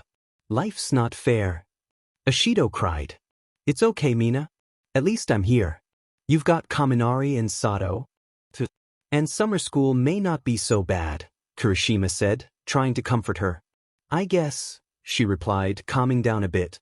I glanced over at the kitchen and saw Kaminari and Sato sulking on the counter. Kaken and Toga were talking, and he looked over at me before returning to his conversation with her. I made my way up to Ochako's room and found her on her phone. "Yeah, I know. Don't worry, Daddy." "Yes, Izuku passed too." Her face flushed as her dad said something. "Daddy, don't think like that." "Yes, we are together." "Well, we won't do things like that for a long time." "Things like that?"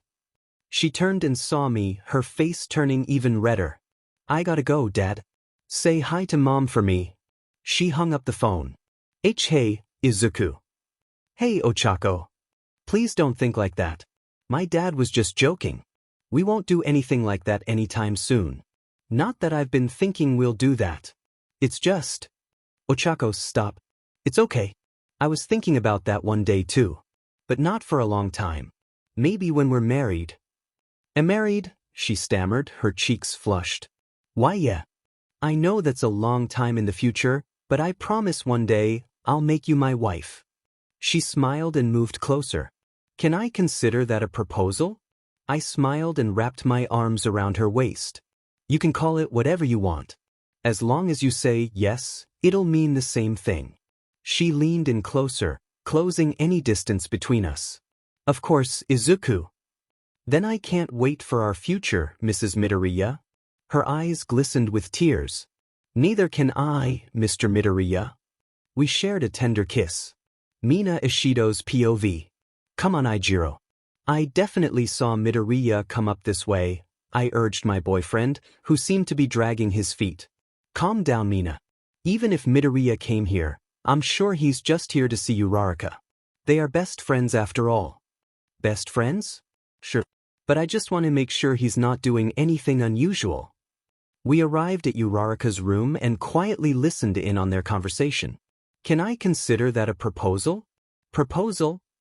You can call it whatever you want. As long as you say yes, it'll mean the same thing. What's going on? Are they together? Ijiro whispered. I shushed him. Of course, Izuku. Then I can't wait for our future, Mrs. Midoriya. Neither can I, Mr. Midoriya. Then they kissed. I covered my mouth to stifle a squeal of excitement. Ijiro pulled me to my dorm room so I could express my excitement freely. Oh my gosh. I knew it. It was a surprise, wasn't it? I had no idea, Kirishima replied. That's what separates a casual observer from a professional shipper like myself. Okay, you have a point. Let's get some sleep, all right? I was pretty tired, so I agreed. Fine. But this isn't over. I'll confront them about this later. I crawled into bed with Ijiro and soon fell asleep. Tako's POV. We pulled away from our kiss and I couldn't be happier. Izuku had just proposed to me. Let's get some sleep. We need to get up early to pack for the training camp, I said, feeling a bit tired. Right. We settled into bed, preparing for sleep. Izuku, are you going to give me a ring? I actually have one in my room. My mom gave it to me after I told her about us. I'll give it to you after the training camp. I'm glad. Good night, Izuku. Good night, Ochako. We held each other and drifted off to sleep. Izuku's POV. We were sitting in class, waiting for Aizawa, but I felt like someone was watching me. I turned to see Ishido and Kirishima giving me curious looks. The door opened, and Aizawa entered with his usual sleeping bag. All right, everyone, today we go to the training camp. And for those who didn't pass, Kirishima, Ishido, Sato, and Kaminari froze in their seats. You still get to go. But that doesn't mean there won't be consequences. You will be taking extra classes with me after training during the day. Now get your stuff packed. I'll meet you at the front in an hour and a half. He then walked away. Yes. We get to go to the camp. Kaminari shouted. That's so awesome, the others cheered. Now we don't have to be stuck here all summer, Sato added with glee. All right, everyone, go and pack your things. We must leave now if we want to make it in time. Ida instructed. We all headed back to the dorms to pack our bags for the training camp. Ochako and I had already packed, so we had an hour and a half to ourselves. I heard a knock at my door and saw Kirishima enter. Hey, Midoriya. Can I talk to you? Sure. What's up? He walked over and sat on my bed. I'm going to get straight to the point. I know about you and Uraraka. What? How do you know? Mina and I overheard your little proposal. Don't worry, we won't tell anyone. As much as Ishido wanted to spill, I convinced her that it's not our place to share, so she backed off. And just so you know, what we heard was pretty impressive. I let out a sigh of relief. Thank you, Kirishima. I'm glad we can trust you. He gave me a thumbs up and a smile. No problem, man. Now I gotta go get packing. He got up and left. Taco's POV. I was relaxing in my room, waiting for everyone else to finish packing since Izuku and I were already done. I stared at the ring Izuku had given me.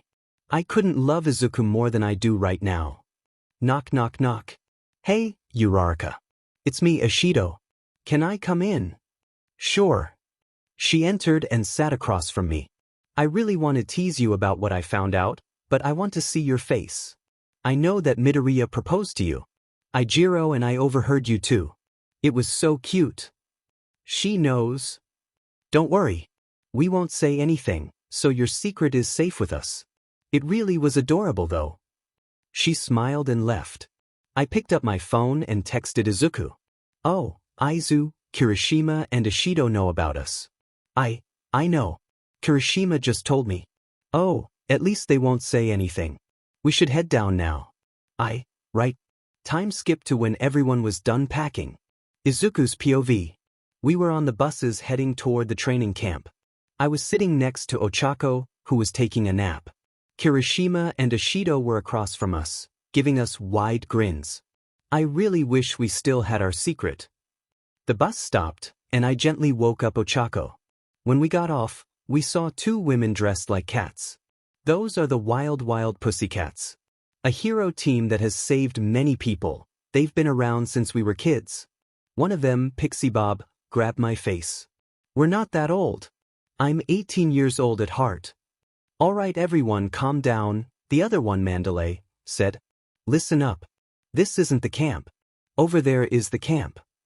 She pointed toward the forest, which looked quite far away. Oh no. You have to use your quirks to get there, and you must arrive before noon, or you won't get dinner. Alright. Sorry, Ochako. Torch burst. I used the move I had during the sports festival to fly my way over to the camp. Taco's POV. Did he just? I'm going to have a talk with him when I get to the camp. Well, I guess it's just the 19 of you, Pixie Bob said with a mischievous smile. CRP. Everyone, get back to the bus. Pixie Bob called out, using her quirk to drop us into the forest. Izuku's POV. I arrived at the camp quickly, and it was much larger than I expected. I walked into the main house to wait for everyone else. A little later, everyone started to arrive, looking exhausted. I spotted Ochako and my heart raced. Izuku! She shouted, running towards me. I instinctively took off, trying to avoid the impending confrontation with my secret fiancé. I'm sorry, Ochako. I just wanted to get here fast, so I thought this would be a good way. And you couldn't have brought me with you? She called out, gaining on me. I'm really sorry. I dashed into the building, but she tackled me to the ground. That was really mean. I should just leave you right now. I scrambled to my feet. No, please don't. I'm sorry. I promise I won't do anything like that again. Please forgive me. She giggled, her anger fading. I was just messing with you. It'll take a lot more than that for me to leave you. But I am upset about you leaving us behind like that. Relieved, I suggested, how about we go eat? Okay, she replied with a smile. The next night, after a day of training, we were set to participate in a test of courage against Class 1B. I was partnered with Zero, and everything was going smoothly until I noticed something unusual. Hey, Mandalay. Do you see that smoke over there? I asked. Smoke? She replied, confused. Before we could investigate further, Pixie Bob was suddenly pulled away by something. We turned to see a man with a large block-like quirk and a lizard-like figure dressed like Stain, wielding a big sword. Greetings, everyone.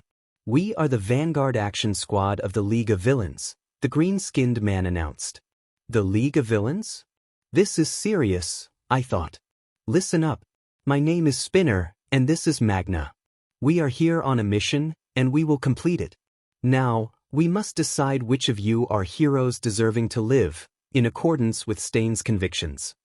Everyone, get back. Wait, where's Koda? Mandalay shouted. Koda? Mandalay, I know where he is. I called out. Then go get him. We'll stay here, she instructed. Nodding, I rushed to Koda's secret spot. When I arrived, I saw him being attacked by a cloaked figure. I managed to grab Koda just as the villain swung at us. So you saved the brat, huh? It won't matter. Both of you are going to die here anyway. Oh, you're that Midoriya kid. You're on the list. The boss said we can't kill you, but he never said I couldn't get close, the villain taunted, flexing his muscular arm. Full inferno. 20%. I shouted, launching a punch at him, but he blocked it effortlessly. Is that it? Man, that was weak, he sneered, sending me flying with a punch. Alright, now to break every bone in your body. I just hope I don't accidentally kill you or the boss will get mad. By the way, do you know where that Bakugou kid is? He's also on the list. They want Kakin? Stop! Koda shouted, gaining the villain's attention. Do you remember the water hose heroes? My parents. You've got to be kidding me. Those losers were your parents? Well, this must be fate. It's because of them I have to wear an artificial eye. Now I get to take revenge on their brat. Fueled by anger and the need to protect Koda, I stood tall. You took his parents. Left him without anyone. I won't let you take anything else from him. You're going to come at me with that puny attack again? 100%. Detroit smash. I yelled, launching my strongest punch. He was sent crashing into a cliff. Koda, are you all right? I asked, concerned. He nodded, trembling. All right, let's. That was a good one. I actually felt that, the villain interrupted, still standing. Let's end this, Midoriya, he shouted, muscles bulging. I lit my right arm on fire, determined to fight back. Detroit smash.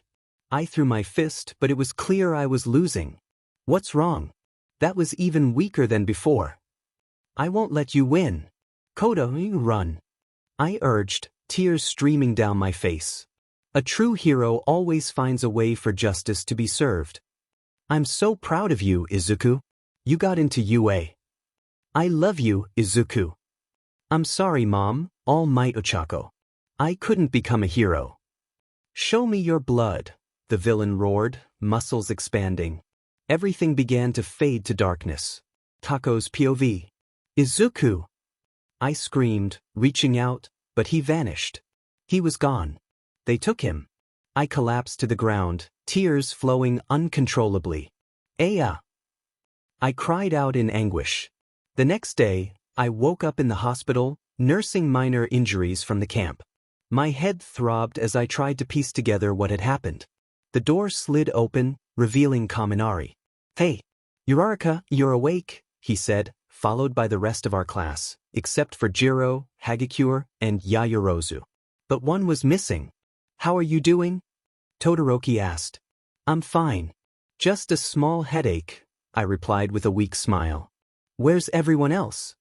Jiro and Hagakure are checked in because they inhaled gas from the toxic gas guy. Yaoyorozu got injured while running from a Nomu, Kirishima explained. But that's 19. Who's missing? I asked, noticing the absence. Ida began to speak. Deku's missing, Bakugou interjected. Bakugou? Don't talk about him like that. Ashido snapped. That's right. He had been taken by the villains. I was right there. He was hurt and needed me. I began to cry again. I should have saved him. I was so close. I need to save him, I sobbed. Then let's go get him, Kirishima declared. What? I sniffled. We'll go get him. Todoroki and I visited Yaoyorozu the other day, and we overheard All Might and a detective talking to her. She put a tracker on the Nomu, and she has a receiver. We're going to ask her to make us one so we can rescue him, Kirishima explained. But wouldn't that go against the laws? I started, but my determination was growing. If you go against the law to save Midoriya, you're acting like villains, Sue said firmly. I cannot accept this. We should just leave it to the pros. Ida exclaimed, his voice filled with concern. Listen, I get what you're all saying, but I can't just sit here and do nothing. I was helpless when my friend got kidnapped.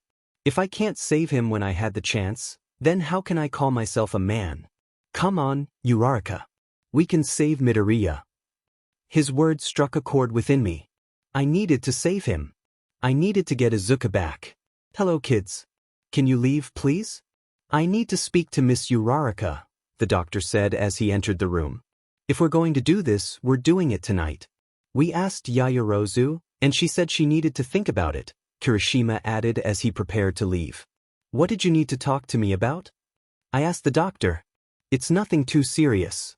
Just a mild concussion. All you'll need is rest. You can stay until tonight if you need, he replied. All right, I will, I said, laying back in my bed, ready to sleep. I will save you, Izu. I promise, I thought as I drifted off.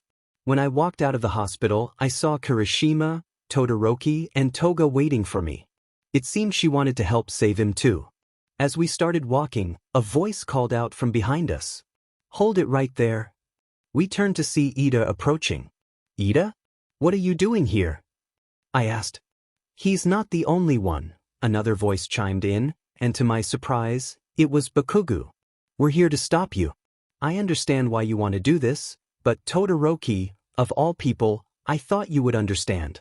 I'm the class rep, and if anything were to happen to you, I wouldn't be able to live with myself knowing I could have stopped you.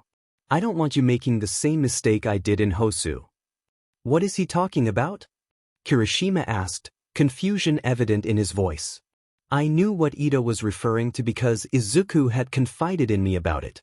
Ida, lo, Todoroki began, but Ida interrupted him with a punch. Ida! I yelled, shocked at his actions. Why are you making my mistake? Why can't you leave it to the pros? He demanded. I have some questions too. Why are you here, Bakugou? I asked, glaring at him. If you're really going to save that nerd, then I'm coming to help you save him, he said, his tone surprisingly earnest. Save him? What is this sudden change? You always bullied him and mocked him for not wanting to use his power. You couldn't even see him as strong. So why do you think you deserve to help him? I said, tears brimming in my eyes. Because everything you just said is true, he replied, devoid of anger. I was taken aback by his acknowledgement of his past actions. I know the things I did to him were awful. After the final exams and the sports festival, I had to look at myself. I thought he was weak for not using his power, but he was just trying to control it. That's why I want to help. I want to save your best friend, Uraraka, he said sincerely. You can come with us. Ida, I know you hate that we're doing this, but we want to save Izuku. What if the heroes can't save him? We need to be their backup. So even if you forbid us from going, I'm going, I said, my determination clear. Very well. If you're dead set on going through with this, then I won't stop you. But I'll be going with you. If there's even a chance of us fighting, then I'll take us all back, Ida replied, his resolve matching mine. All right, we promise. Yaoyorozu retrieved the receiver of the tracker, and we followed it to the Nomu.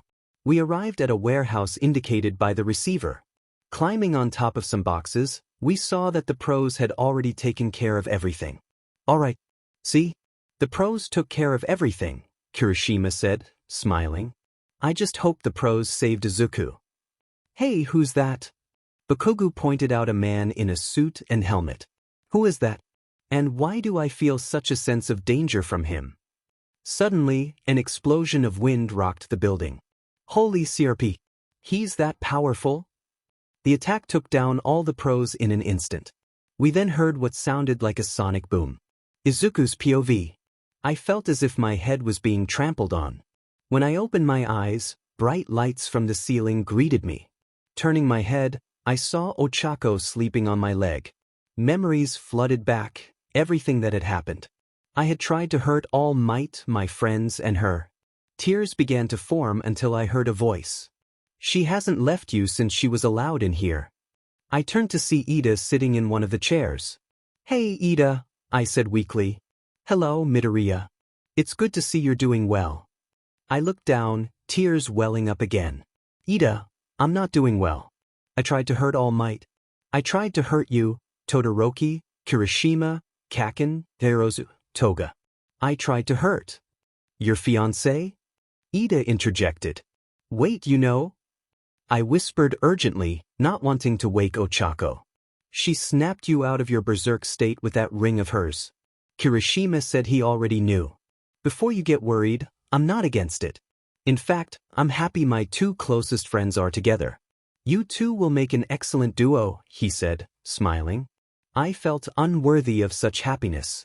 Thanks. Ida stood up, heading toward the door. I'm going to go. The doctor said you can be discharged when you wake up, he said before exiting the room. I slumped back into the bed, thinking about what could have happened if she had waited even 2 more seconds. The thought made me sick with guilt. Then I noticed rustling at the end of the bed. I looked over to see Ochako waking up. As soon as she noticed me, tears filled her eyes. Izuku, she exclaimed, wrapping me in her embrace. I was so worried about you. I was scared for you. That you would never be able to be yourself again. Ochako cried into my shoulder. She lifted her face to look at me, her eyes glistening with tears but a smile breaking through. But now you're here. You're the Izuku I love again. I felt unworthy of her affection. Ochako, let's get back to you. Ida said I could leave when I woke up. I avoided her gaze, unable to meet her eyes. Okay. She stood up and followed me as we gathered our things and left the hospital. Back at UA, I headed straight to my room without speaking to anyone.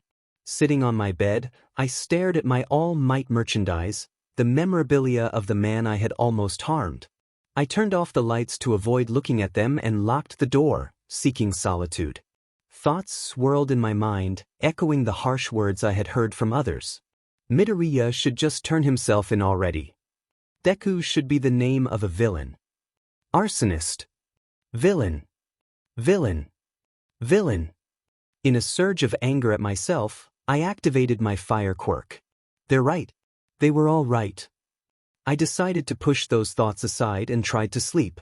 The next day, we sat in class, waiting for Izuocha to arrive with our next assignment. He entered and stood at the podium. All right, class, we'll be doing something special today. Special? What kind of special?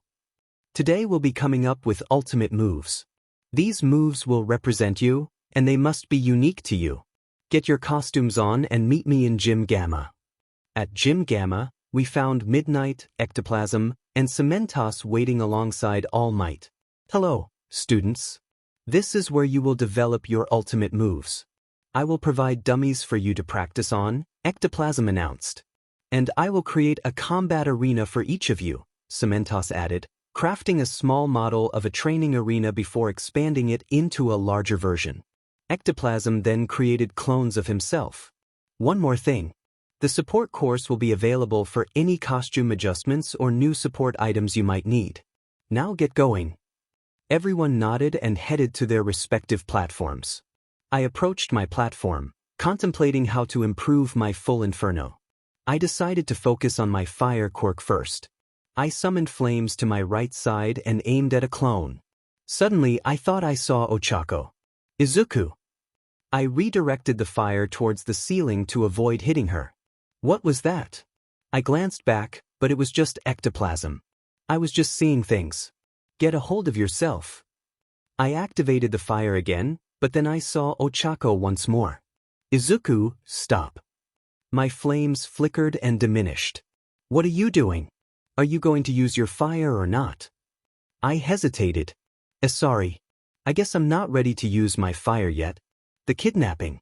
I'll just focus on my strength augmentation quirk for now. I activated One for All and rushed at the clone, trying out something I had been thinking about for a while, using my legs. Shoot style. A way to SWCH from arms to legs. I unleashed a series of kick attacks, trying to land them quickly. All right everyone, training's done, Izuocha announced. We changed out of our costumes and returned to class, where the rest of the day proceeded as usual. As we headed back to the dorms, I felt a pair of arms wrap around me. Hey, Izuku. How's your ultimate moves coming along? They're going well. I used One for All with my legs instead of my arms. I call it shoot style. Cool. What about your fire quirk? I froze at her question. I haven't done anything with that yet, I admitted, staring at the ground. Well, you can work on that tomorrow. I can't wait to see what new things you come up with, she said, her smile brightening my mood. Can I even use it? Every time I do, I see her, and it feels like I'm using it against her. Until I can stop seeing her when I use my fire, I need to hold off. Izuku? Are you okay? You look like something's bothering you, Ochako asked, pulling me from my thoughts. I'm fine. Just trying to think of ways to use my fire quirk for an ultimate move, I replied, attempting to reassure her.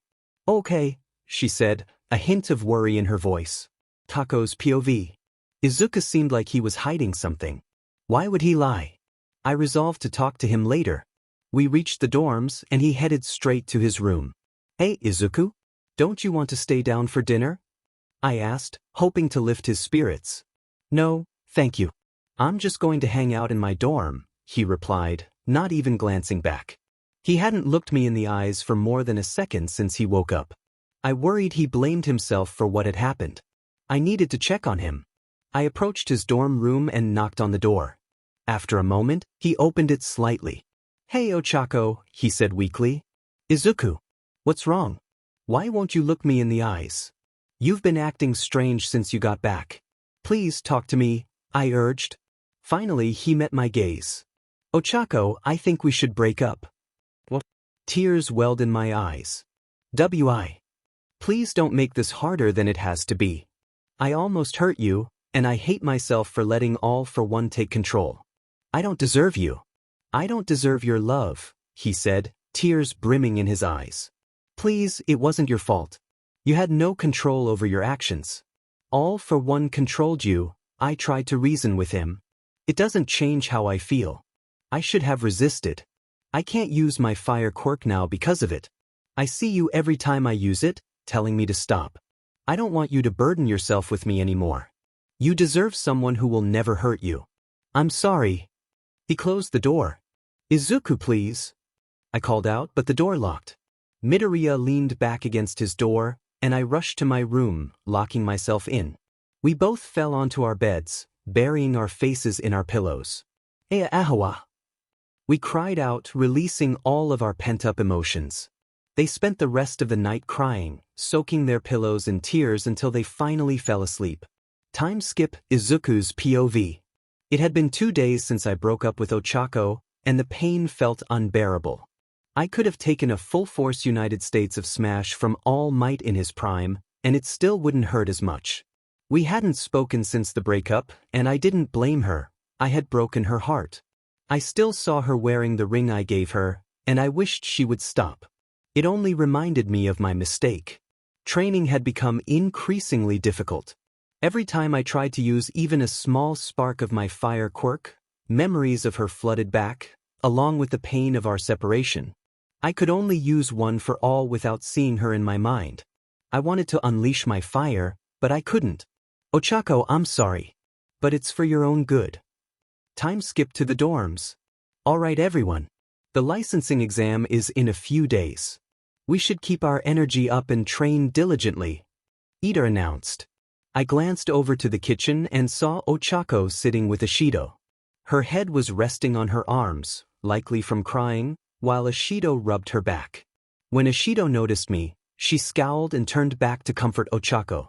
I had done this so she could be with someone who truly deserved her love, and to stop seeing her every time I used my fire. But now, it seemed only one of those things could happen. At least I hoped she would find happiness. As I made my way to my dorm, Kaken passed by me.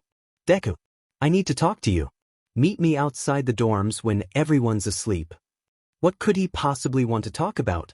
I waited until the dorms were quiet before stepping outside to meet him. He was waiting for me, looking impatient. About time. Come on, follow me. I decided to comply and followed him. We walked until the dorms were out of sight. Where are we going? We arrived at Ground Beta, the site of our first battle training and my first defeat. Kaken stopped in front of one of the buildings. This is where we first fought. It's where I lost to you. Every time after that, I kept falling behind. But I noticed something, that green lightning around you. I've seen you and Ochako train for a long time, and I've never seen that lightning when you used your quirk. You both have been acting strange since the sludge villain attack. I followed you one day after school and saw you cleaning a beach with a skinny blonde guy. I didn't see his face, but I'm guessing that was All Might. Now I'm going to ask you this once. You got that second quirk of yours from All Might, didn't you? I couldn't lie to him now. He had figured it out. Alright, it's true. Now what about it? I'm not done yet. I've noticed you aren't using your firepower. If you're not going to use it, then we'll just have to fight until you decide to again. He raised his hand in a challenge. Kaken, wait. We're not even supposed to be here. We can't fight. Ignoring me, he propelled himself forward with explosions. I activated full cowling at 15% and barely dodged, jumping up and swiveling to the right. I hopped backward a few steps. Don't you dare run. Get back here. He launched bigger explosions, moving faster than before. I tried to dodge, but he launched into the air and landed a straight fist on my face. Kaken, please. I can't use my fire. I begged him to stop. Tako's POV. I woke up after crying myself to sleep for the third night in a row when someone knocked on my door. Izuku's POV. Are you going to make the same mistake Icy Hot did? Just refuse to use one quirk and be half a hero. Kaken charged at me again, using his explosions to boost his speed. I braced myself, knowing I couldn't dodge. He used a fake explosion to blind me, grabbed my hand, and launched me toward a metal bar. I can't do it. Just stop. I propelled myself into the air using 20% full cowling, trying to gain height. Then tell me. He launched into the air, attempting a howitzer impact, but not as forcefully. He landed a direct hit to my gut. No. Tell me. He used an explosion to knock me back. I landed on my feet, recalling the moments when I fought alongside my friends. Because I almost hurt the person that meant the world to me. I nearly used my fire quirk to harm her, and I couldn't do anything to stop it. Everything those bullies said about me was true. They always said that Deku would be a villain and an arsonist. But after what happened, that's all I can think about. I can't stop using my fire without seeing the fear in her eyes. That fear was because of me. Ochako hasn't said anything, but everyone must know. I can't escape it. It's like it's playing on loop in my mind. So what am I supposed to do? I yell as tears escape my eyes. Then fight me without your fire quirk. If you can beat me without it, then you can prove you don't need it. His words are somehow convincing. If I can defeat him using just 20% of one for all, then I won't need my fire quirk. I charge it up and rush at him, throwing a kick at his rib that sends him back. This time, he charges at me without using his explosions. He gets close, and before I can dodge, he swiftly kicks his leg, using his explosions at an angle to deal more damage. Before I rush back at him, a wave of guilt washes over me. I take my stance, my electricity crackling and spreading around me for a moment. Then I leap into the air, landing a solid punch to his cheek. This is it. If I win, I won't need to use my fire quirk anymore. I won't lose to you, he shouts, flipping me over and using a powerful explosion to send us crashing to the ground. He pins me down and I realize I've lost. Frustration wells up inside me. Enough, both of you. A voice calls out. We look over to see All Might and Ochako? Ochako! That's surprised. Hey, Izuku, she replies softly. What are you doing here? I direct my question mostly at her. We're here because of you too. I asked young Uraraka to come with me to talk to you. We heard everything you said. I glance at Ochako. You didn't have to break up with me because you felt guilty. We should have talked it through. I know you wouldn't do that on your own. I look away, feeling the weight of my emotions. I know that, but it doesn't change how I feel. Izuku, look at me. I do as she says, and she crouches down near me, her head bowed so I can't see her face. Do you love me? She asks, her voice trembling. Of course I do. I love you so much, Ochako. Tears begin to well up in my eyes. She lifts her head, tears streaming down her cheeks. I love you too. Guilt and sorrow swell within me. I don't care if you think I deserve someone better. What I deserve is you. Knowing you're hurting like this is breaking me. She hugs me tightly. I can't live in this world without you. She sobs into my shoulder. I can't live without you either. I'm sorry. Please forgive me. We sit there for a few minutes, exchanging apologies and reassurances. We finally look at each other. Will you take me back? I don't want to spend another moment without you, I say, my voice cracking.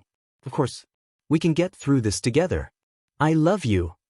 I cup her face gently. I love you too. We remain in our embrace until All Might clears his throat. I should also apologize to you, young Midoriya.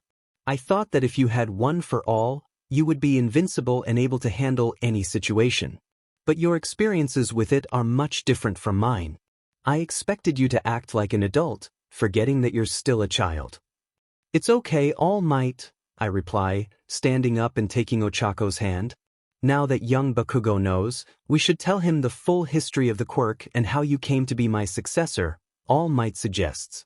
I nod, and we share everything with Kaken, from how I met All Might on my way home to the story of One for All, including everyone who knows about the quirk. As we walk back to the dorms, Ochako holds onto my arm. I should congratulate you on your re-engagement, young Midoriya, All Might says. Thanks. I'm just happy she took me back, I reply, feeling her grip tighten around my arm. Now that we're back together, I can focus on getting past my fears about using my fire quirk, I say, clenching my fist.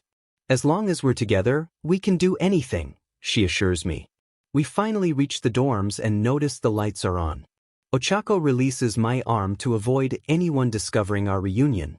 We see Kirishima and Ishido in the common room. Ishido is the first to notice us.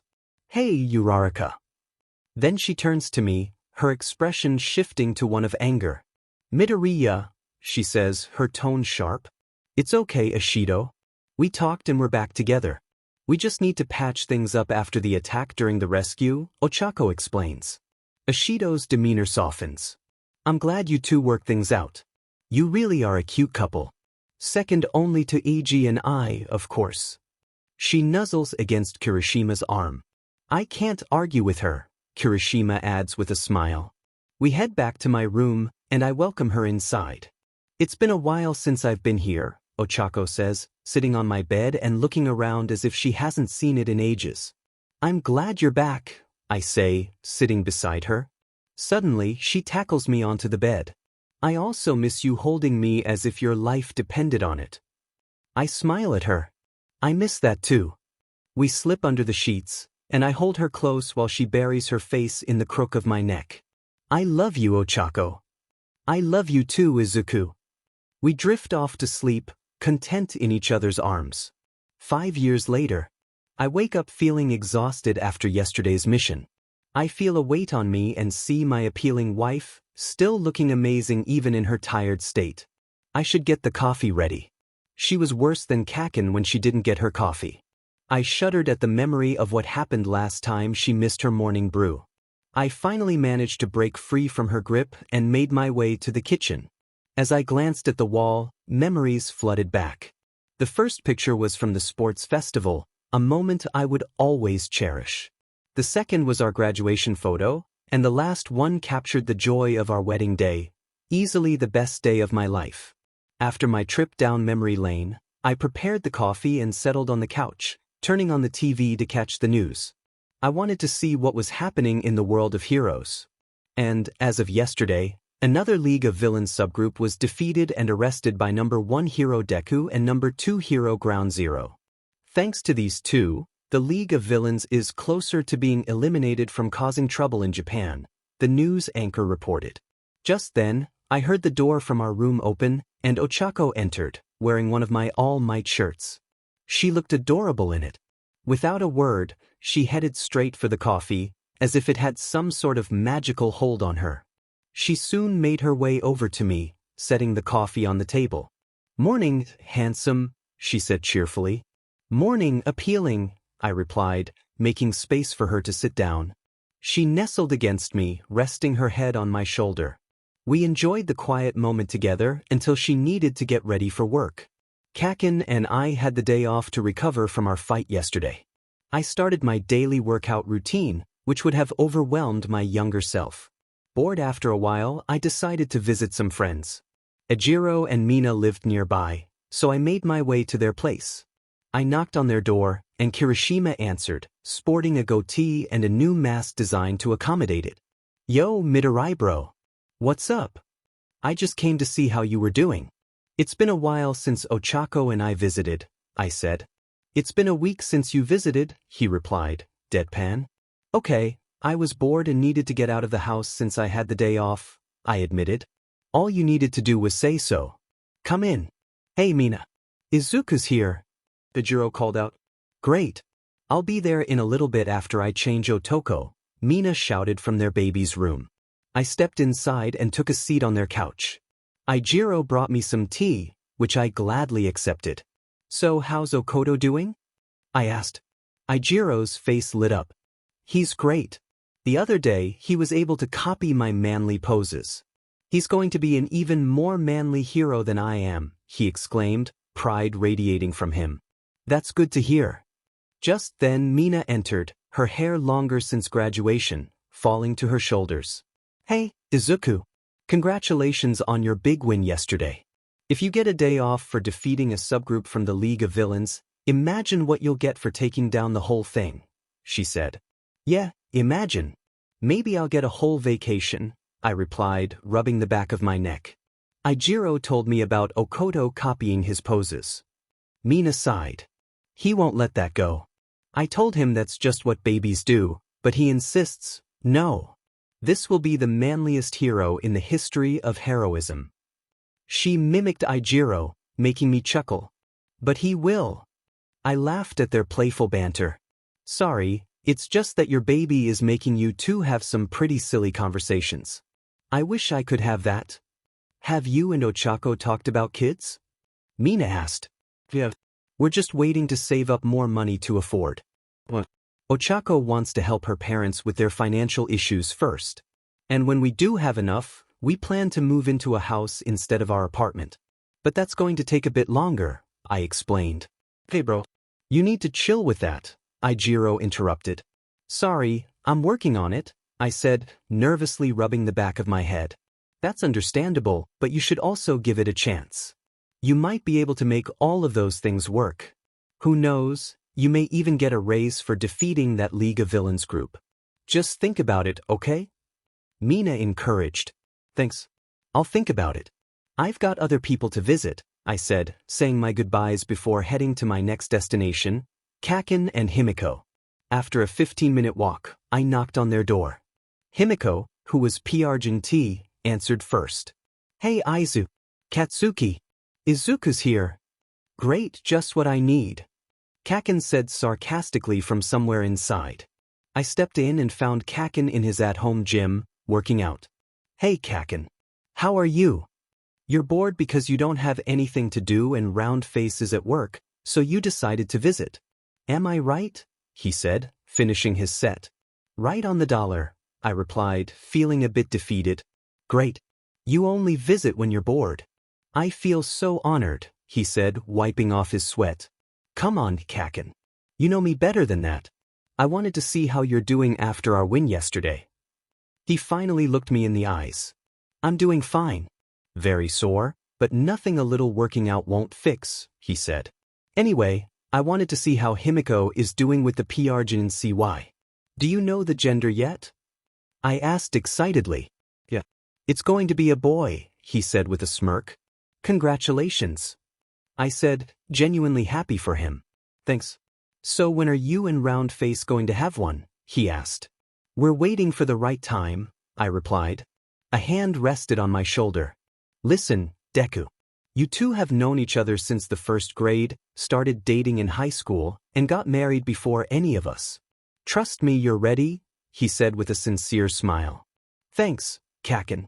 I'll talk to her about it after work. I left and headed home, feeling a mix of hope and anticipation. I hope Ochako changes her mind. Chako POV. So, have you told Midoriya yet? Tsu asks me as we change into our regular clothes. Not yet. I just haven't found the right way to tell him. We made a plan of how we would do things, but I guess that's gone out the window, I say with a slight chuckle. Well, if you want our opinion, you should just do it tonight. If you keep avoiding it, then he'll think you've gotten fat, Momo adds with a giggle. I give her a death glare. You think it's funny? She gets nervous. No, but you get what I mean. If you just tell him now, then you don't have to keep worrying. Trust me, you'll be fine. She's right. I'll tell him when I get home. I've got to go. Shoto and I have dinner plans, Momo says, heading home to her husband. I've got to go too. My parents are visiting and I promised I'd get home as soon as possible, Sue says as she leaves. Time skipped to when I get home. I open the door to our apartment and see Izuku in the kitchen making katsudon. Now's the time. Izuku? I need to talk to you about something important. He looks at me quickly. So do I. Do you mind if I talk first? I need to ask you something important. I decide to let him ask his question before telling him. We sit down at the kitchen table and talk. I wanted to know if you changed your mind about wanting a kid. I visited the Kirishimas and Bakugous today to check on them, and they both seemed really happy with having kids. I want that happiness for us too. So would you please reconsider wanting a kid? I feel tears brim my eyes. I'm so happy he wants a kid. Now I don't have to worry about him getting mad. Are you okay? I knew I shouldn't have said anything. He starts, but I cut him off. I'm not crying because I'm sad. I'm crying because I'm happy. I'm happy that you want kids because I have great news. I'm Pyrokinesis and T. I found out last week and have been trying so hard to tell you. He looks at me shocked. Tears start filling his eyes. I'm going to be a daddy? Tears start falling from both of our eyes. I nod. And I'm going to be a mommy. We embrace in a hug, letting out all our tears of joy. After a few minutes, we release each other. Izuku crouches down to my stomach. I promise I'll protect you and mommy forever. You two are my infinity. He then kisses my stomach. He comes back up to me and cups my cheek with his right hand. We're going to be the best parents. I hold his face with my hands. Yes, we are. We share a tender kiss. Izuku POV. 9 months later, a baby girl was brought into this world. My daughter, Izuku Midoriya. When I was a kid, I never imagined any of this could happen. Being the #1 hero, having a wife, a daughter. I thought my power would make it impossible. I used to think of it as a curse, but it's actually a blessing. It helped me find the love of my life, get into my dream school, become the #1 hero and the symbol of peace, and now I have a daughter. I owe it all to my power. My fire. The fire that made me. Then.